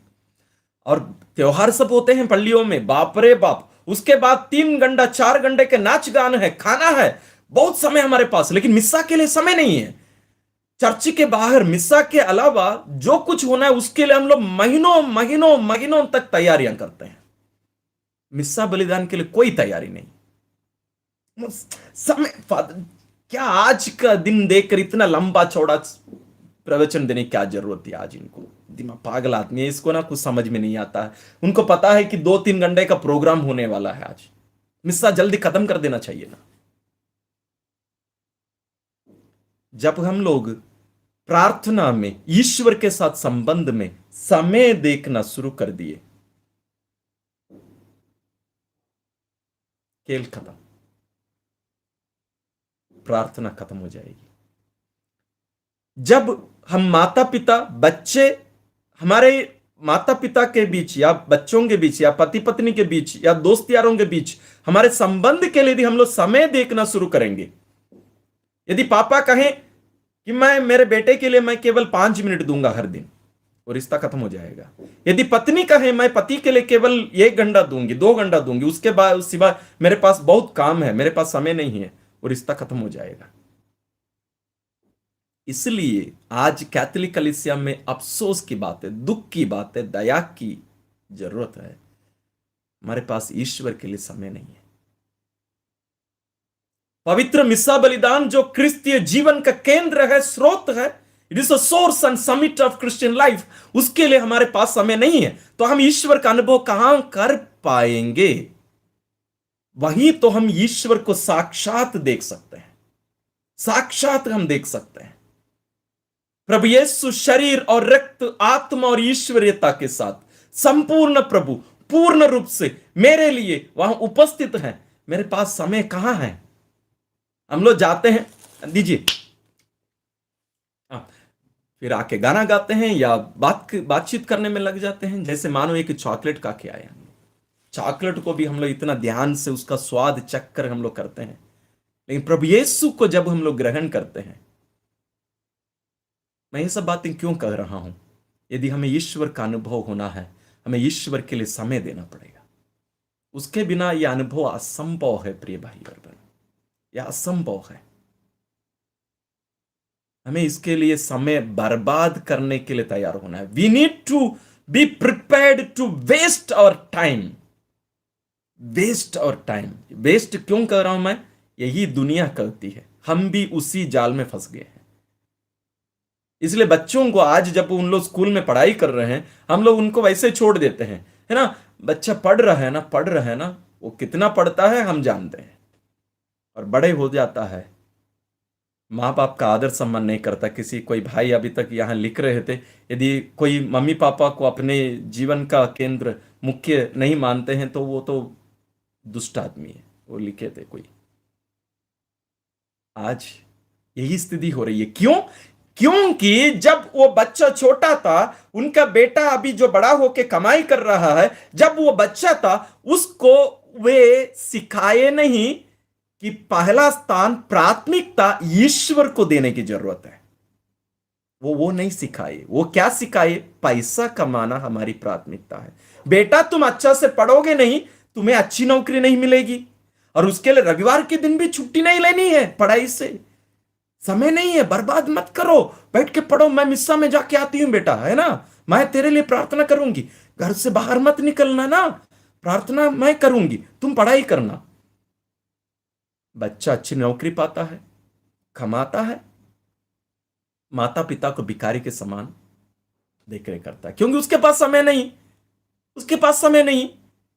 जब उसको हमें सिखाना चाहिए था ईश्वर को प्रथम स्थान देकर चर्च में जाकर पवित्र मिस्सा बलिदान में भाग लेना, भले वो 3 घंटा 4 घंटा क्यों ना हो, वो अनिवार्य था। जब हम अपने बच्चे को ये सिखाए नहीं,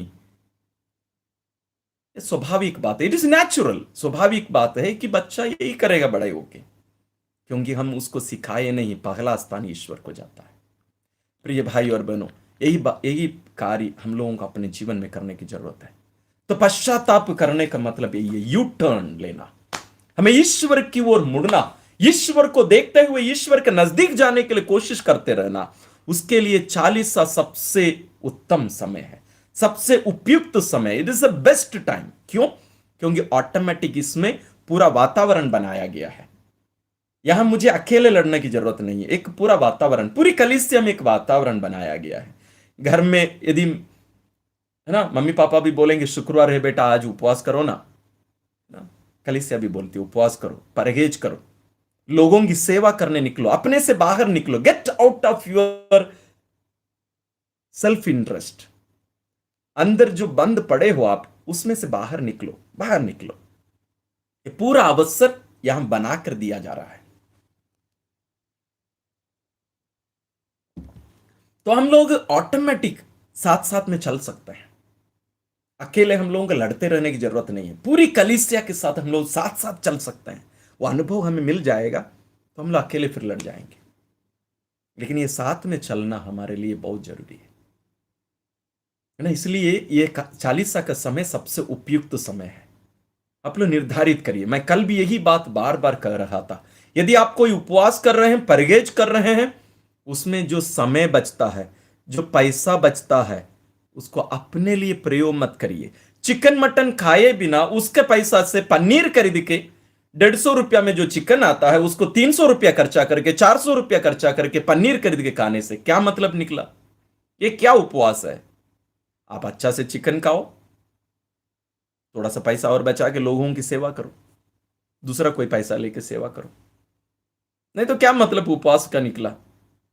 चिकन मटन नहीं खाना उपवास नहीं है या परहेज नहीं है, बल्कि उसमें से जो बच रहा है, जो समय, मेरी ऊर्जा, इन सबको जरूरतमंदों के लिए प्रयोग करना, ज्यादा से ज्यादा समय ईश्वर के नजदीक बैठकर प्रार्थना में भाग लेना। यदि ये नहीं जा रहा है, हमारे उपवास परहेज के साथ यदि ये सब नहीं हो रहे हैं, उपवास और परहेज करना बंद कर दीजिए। शैतान आपको अपने जाल में फंसा के आपका मान बढ़ाएगा। किसमें? अहम, ईगो को बढ़ाएगा। क्या चीज का? मैं हर साल ना, मैं 40 साल में उपवास करता हूं, मैं धर्मी हूं। इन लोग सब ना हर दिन मछली खा रहे हैं, 40 में भी इन लोग मछली खाते हैं, 40 में भी इन लोग अंडा खाते हैं, 40 में भी ये करते हैं। मैं वो सब नहीं खाता होगा। आपको याद होगा प्रभु यीशु लूकस रचित सुसमाचार में हमें एक घटना बताते हैं। इसके साथ मैं समाप्त करता हूं। 2 व्यक्ति मंदिर में प्रार्थना करने गए। कौन कौन गए? एक था फरीसी, दूसरा था एक नाकेदार, पापी। उनको समाज में उसका पाप करने की जरूरत नहीं थी, वो पापी ही माने जाते थे। नाकेदार हो तुम पापी हो, तुम इस समाज के हो तो तुम पापी हो, है ना, वो पापी ही माना जाता था। दोनों प्रार्थना करने गए। एक था फरीसी, हर सप्ताह 2 बार उपवास करता था।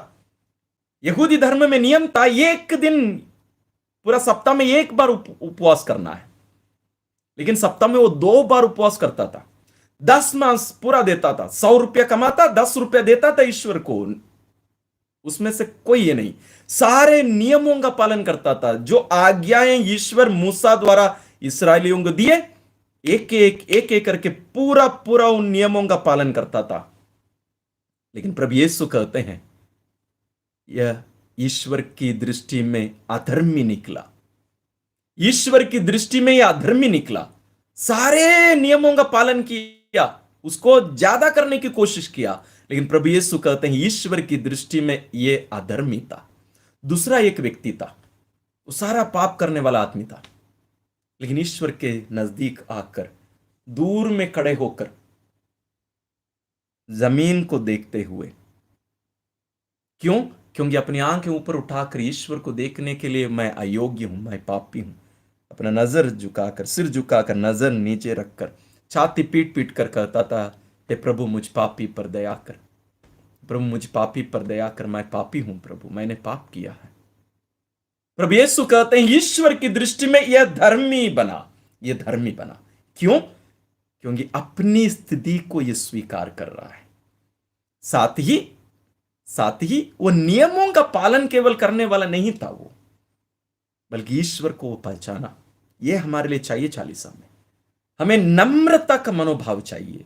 We need to be humble, नम्रता।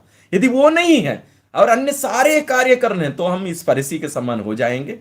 हम लोग फूलते जाएंगे। शैतान वही चाहता है कि हम लोग फूलते जाएं। किसमें? अहम, ईगो, अहंकार, है ना, हम उसमें फूलते जाएं। मैं बहुत अच्छा आदमी हूं, इस हमारे पल्ली में ना मैं ही सबसे बड़ा आदमी हूं, सबसे अच्छा आदमी हूं। मेरे पड़ोसी लोग चर्च नहीं आते हैं, रविवार नहीं आते हैं, चालीसा में कोई आता नहीं है, उपवास नहीं करते हैं, उन दिन में भी हम लोग पूरा पार्टी करते हैं। मैं वैसे नहीं, मैं अच्छा आदमी हूं। गया। शैतान ऐसे ही जाल बिछाता है, इसमें से हमें बचना है। लेकिन जैसे हम लोग मनन कर रहे हैं पश्चाताप करना, उसके लिए हमें ईश्वर की ओर मुड़ना है। लेकिन उसके पहले हमें होना चाहिए ईश्वर का अनुभव। जब तक वो अनुभव हमें नहीं मिलेगा, हम ईश्वर की ओर कैसे मुड़ेंगे? हमें कैसे पता चलेगा कि यही ईश्वर है? कैसे हमें पता चलेगा? उसके लिए हमें समय देना जरूरी है। वही मैं बार बार दोहरा रहा हूं, प्रार्थना करिए। प्रार्थना करने का मतलब हम लोग सोचते हैं बोलते रहना, बिल्कुल नहीं। जाके बैठ जाइए प्रभु के चरणों में। संत जॉन मरिया वियानी के जीवन में एक घटना घटी थी। एक बुजुर्ग व्यक्ति हर दिन उनके चर्च में प्रार्थना करने आते थे। हर दिन जब वे प्रार्थना के लिए बैठते थे, हर दिन एक बुजुर्ग व्यक्ति पवित्र संदूक के सामने आकर खड़े होकर घुटने टेकर अलग अलग स्थिति में वो प्रार्थना किया करता था। कुछ नहीं बोलता था, हाथ नहीं उठाता था, चिल्लाता नहीं था, कुछ नहीं बोलता था, खड़े रहता था या घुटने में रहता था, देखता था, चला जाता था। उनके पल्ली पुरोहित फादर जॉन मरिया वियानी को उनसे रहा नहीं गया। एक दिन कुछ महीनों के बाद हर दिन ये बुजुर्ग व्यक्ति आके करते जाते थे। जब एक दिन वो करके बाहर निकले, ये दौड़कर जाके गए फादर, बोले, विश किए, है ना, सब बोले। उसके बाद पूछे, आप क्या करते हैं? मैं आपको बहुत दिनों से देख रहा हूं, आप चर्च में आते हैं, आपको कुछ बोलते हुए मैंने देखा नहीं, हाथ में कुछ भी मैं नहीं देख रहा हूं, खाली हाथ आते हैं। आप आते हैं, खड़े रहते हैं, घुटने में रहते हैं, देखते हैं और चले जाते हैं। क्या होता है इधर? क्या करते हैं आप?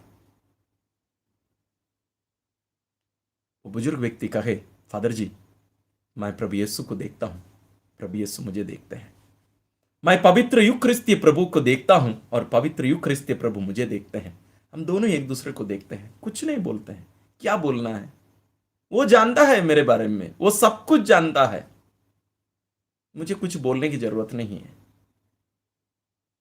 यही सबसे गहरी प्रार्थना है, सबसे अच्छी प्रार्थना, जब मुझे ईश्वर को कुछ बोलने की जरूरत ही नहीं पड़ी, क्योंकि मुझे भरोसा है, विश्वास है, वो मेरे पिताजी हैं। ईश्वर मेरे पिता हैं, वो सब कुछ मेरे बारे में जानता है। मैं जाके क्या उनसे मांगता रहूं? मैं बैठ जाऊं, उनको बोलूं, पापा तो सब कुछ मुझे दिया है, धन्यवाद, तेरे पास मुझे बैठना है, बस मुझे और कुछ नहीं चाहिए, तू मुझे सब कुछ दे दिया है। मैं ये नहीं कह रहा हूं कि मांगना नहीं चाहिए, बल्कि मैं ये कह रहा हूं हमें उससे ऊपर उठकर इस गहराई में हमें जाने की जरूरत है। उसके लिए हमें हर दिन पश्चाताप करने की जरूरत है। हम लोग सोचते हैं हम लोग जब बड़े बड़े पाप करते हैं ना, तब हम लोग पश्चाताप करेंगे। नहीं, यदि आपको लगता है कि आप बड़े बड़े पाप नहीं करते हैं, सारे नियमों का पालन करते हैं, फिर भी हमें पश्चाताप करने की जरूरत है। It is a life long process. यह जीवन भर चलने वाली एक प्रक्रिया है, एक प्रोसेस है। यह कभी खत्म नहीं होगी, कभी खत्म नहीं होगी।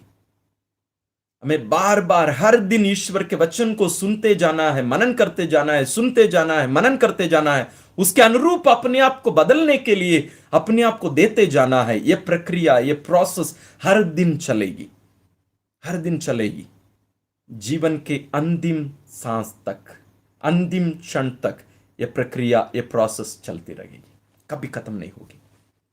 आइए हम इस प्रक्रिया को अपना लें। मैं आपसे अनुरोध करूंगा, आप लोग लूकस अध्याय 15 पद संख्या 11 से लेकर पूरा उस घटना को आप पढ़िए। दृष्टांत, उड़ाव पुत्र का दृष्टांत हम लोग सामान्य रूप से बोलते हैं, आज के मनन चिंतन के कारण मैं बोल देता हूं दयालु पिता का दृष्टांत, दयालु पिता का दृष्टांत। उस दृष्टांत को गहराई से आप पढ़िए, ध्यान से पढ़िए। उसके अंदर बहुत सारी भावनाएं, फीलिंग्स छुपी हुई हैं। रोना, कल्पना, चिल्लाना, किस करना, गले लगाना, सारी बातें उसमें मिलती हैं, सारी बातें मिलती हैं। आप उसको गहराई से पढ़िए, आराम से पढ़िए, समय दीजिए। पूरे 40 साल में यदि आप चाहें उसी एक ही घटना को लेकर हर दिन पढ़कर मनन करिए। हर दिन आपको नई नई बात, नए नए रहस्य, उसकी गहराई आपको मिलती जाएगी। करेंगे? Very good. आप लोग में से आप कुछ पूछना चाहेंगे तो पूछिएगा, नहीं तो हम लोग समाप्त करेंगे प्रार्थना करके। आप लोग में से कुछ पूछना चाहते हैं तो पूछिए।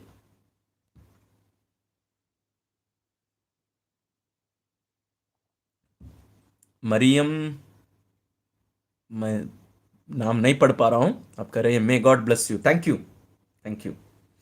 Talk is very inspirational. Thanks be to God, ईश्वर को धन्यवाद। जयेश फादर, मैं असम से हूं, मैं भी कैथलिक हूं।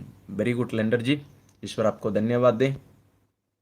अच्छा लेंडर जी हमको सेवा कार्य के लिए, मदद के लिए 40 रुपया दिए हैं, ईश्वर आपको आशीर्वाद दें। Thank you.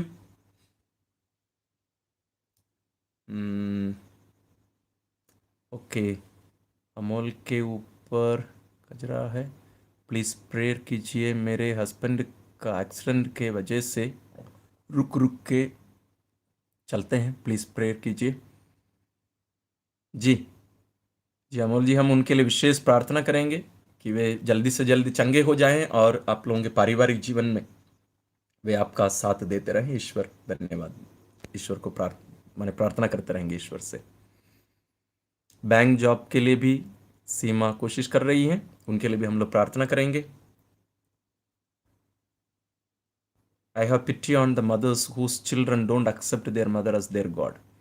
बीसी जी, पता नहीं आपका नाम पूरा क्या है, लेकिन हम माता पिता को हम ईश्वर नहीं मान सकते, नहीं तो जब उनकी मृत्यु हो जाएगी मतलब ईश्वर की मृत्यु हो गई, है ना। माता पिता माता पिता है, ईश्वर का स्थान हम किसी भी मनुष्य को हम नहीं दे सकते। मनुष्य मनुष्य है, ईश्वर ईश्वर है ना।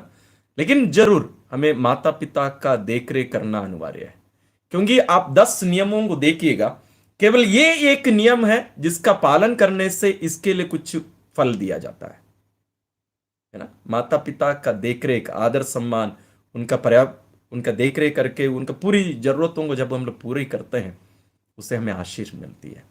Okay, most people talk big words, they don't see their living God. Mother is not God. जरूर, जैसे मैंने कहा, उनका देखरेख करना चाहिए। नंदिनी राणा जी ये कर रहे हैं, 5G में लखनऊ से नंदिनी बोल रही हूँ। मैं गॉड बच्चा लेना चाहते हैं तो यह पाप है, मेरे पास बेबी प्लस नहीं है। नहीं, बच्चों को गोद लेना पाप नहीं है, लेकिन ये टेस्ट ट्यूब बेबी ये सब मत कराइएगा। देखिए, टेस्ट ट्यूब बेबी में आप आजकल बहुत सारे, मैं जानता हूं हमारे कैथलिक विश्वासी भी जाते हैं, क्रिस्तीय विश्वास भी जा रहे हैं टेस्ट ट्यूब बेबी के लिए। बिल्कुल मत जाइएगा, वो आपके प्रेम का फल नहीं है। देखिए, बच्चे पति पत्नी के बीच के प्रेम का फल होना चाहिए, उनके शारीरिक संबंध का फल होना चाहिए बच्चे। हम लोग बोलेंगे फादर जी दोनों के शरीर से तो लिया जा रहा है और टेस्ट ट्यूब बेबी में रख के और उसको कंसीव करा के उसको वापस मां के गर्भ में रख रहे हैं, नहीं, वो पाप है, पाप है, वो मत करिएगा। आप लोग बच्चों को गोद लीजिए, दुनिया में इतने सारे अनाथ बच्चे हैं, बच्चों को गोद लीजिए। अब बोलेंगे वो तो हमारे खून के बच्चे नहीं है फादर जी, नहीं, उसके द्वारा ईश्वर आपको आशीर्वाद देंगे। मैंने ऐसे भी परिवारों को देखा है। पहले 17 साल तक मेरे गांव के बगल में एक घर घर घर है, मेरे एक भाई है। 17 साल तक, शादी के 17 साल तक बच्चे नहीं थे। उन लोग दवाई लिए, वो किए, ये किए, कुछ भी नहीं हुआ। एक बेटे को गोद लिए। बेटे को गोद लिए 2 साल के बाद में एक बेटी हुई। उसके बाद और ही एक बेटा हुआ।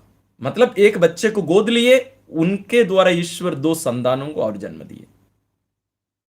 ये होता है, होता है। मैं ये नहीं कर रहा हूं हमेशा होता है, नहीं, जरूरी नहीं है। लेकिन आप लोग बच्चों को गोद लीजिए। वो ये सब टेस्टी बेबी ये सब से अच्छा है। टेस्टी बेबी सब के लिए मत जाइएगा। Okay, okay. और भी तो कुछ तो पूछे नहीं है।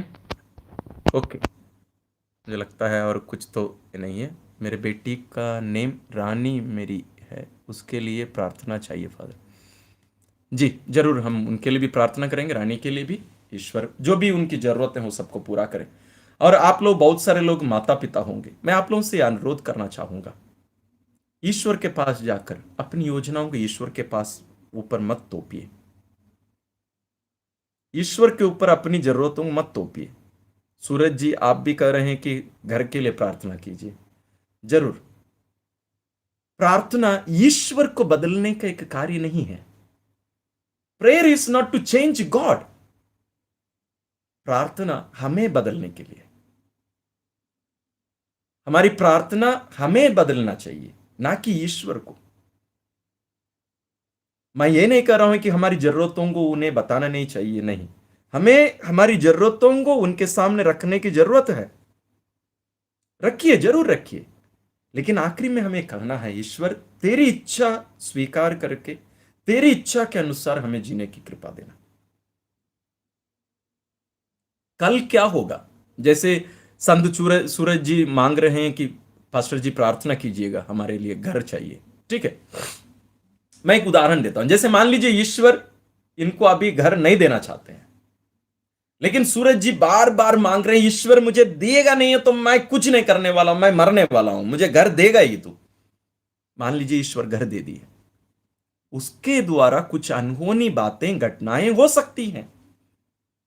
वो हमारे पिता हैं। प्रभु यीशु कहते हैं, तुम्हारे मांगने से पहले ही तुम्हारा स्वर्गीय पिता जानता है तुम्हें किन किन चीजों की जरूरत है। वो पिताजी हैं। वो भी कोई सामान्य व्यक्ति नहीं है। एक सामान्य व्यक्ति, हमारे समान एक छोटा व्यक्ति नहीं है। वो ईश्वर है, उसको सब कुछ पता है। इसलिए प्रभु यीशु कहे, इसलिए प्रार्थना करते समय गैर यहूदियों की तरह रट मत लगाओ। लोग क्या बोलते हैं, हमारे गैर कैथोलिक भाई बहन, रट लगाना मतलब कैथोलिक लोग प्रणाम मरिया कृपा पूर्ण ये सब बोलते रहते हैं। यार वो नहीं है, प्रभु यीशु वो नहीं बोले। लोग लंबी लंबी प्रार्थनाएं करते जाते हैं, लंबी लंबी प्रार्थनाएं करते जाते हैं। वो कहते हैं कि तुम्हारा पिता जानता है कि तुम्हें किन किन चीजों की जरूरत है। वो जानता है, समय पर देगा। इंतजार करिए, इंतजार करिए। पिता से कहिए, पिता मुझे इस चीज की जरूरत है। छोड़ दीजिए, हर दिन बोलिए पिता, है ना।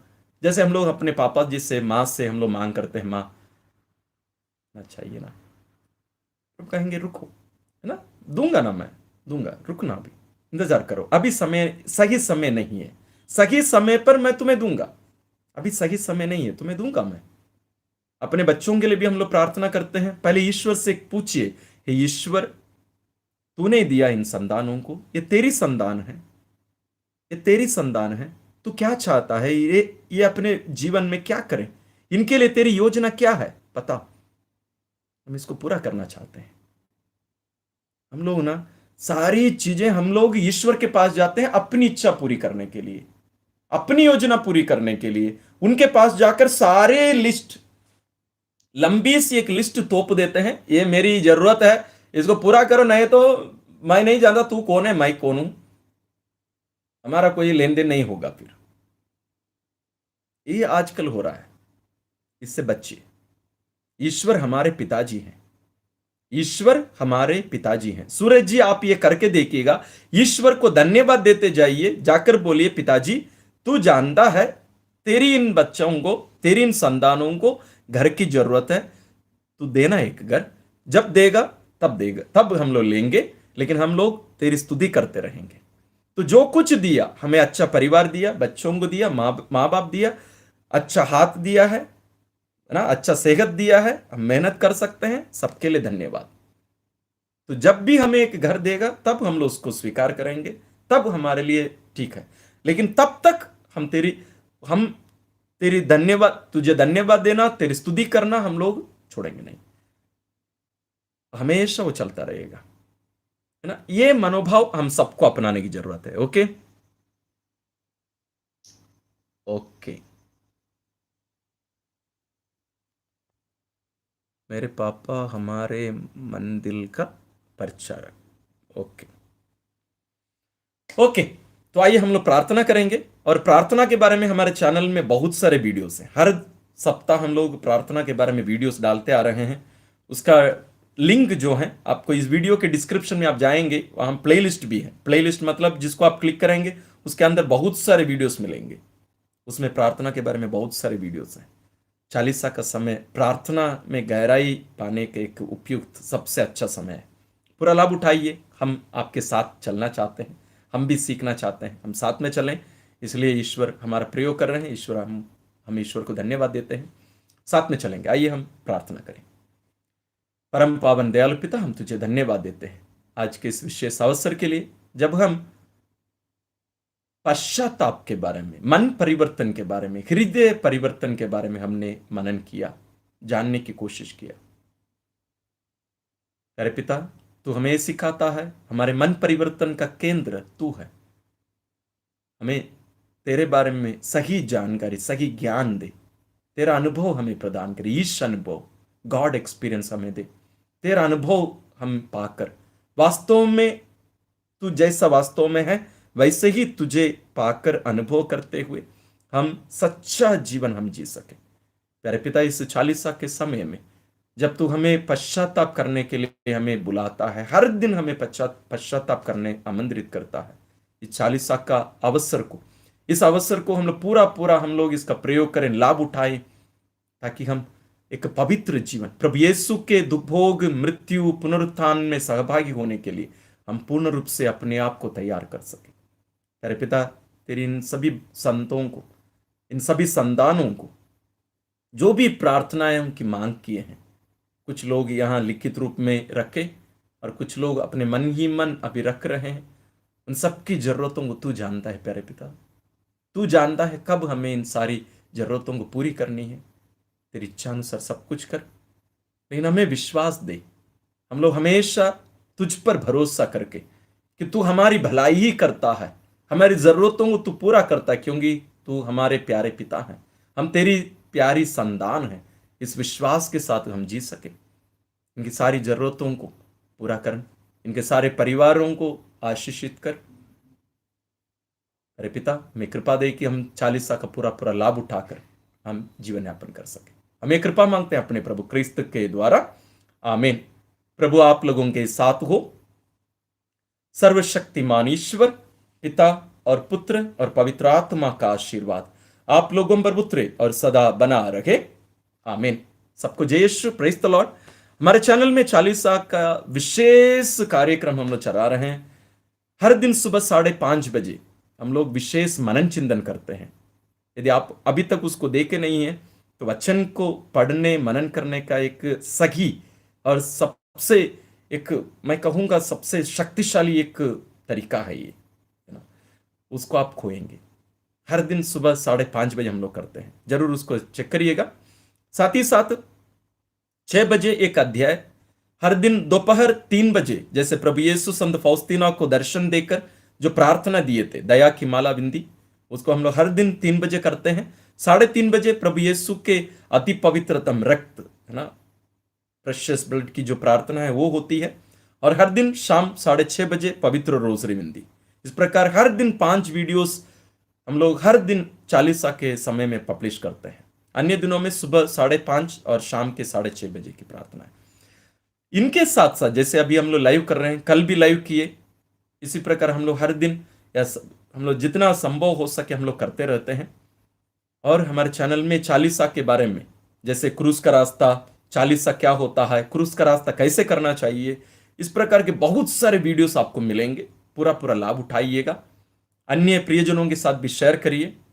और आप कोई भी अन्य जो विषय पर आप लोग चाहेंगे कि हम चर्चा करें, आप हमें जरूर बताइएगा, कमेंट में बताइए, ताकि हम लोग उसके बारे में भी हम लोग सीखेंगे।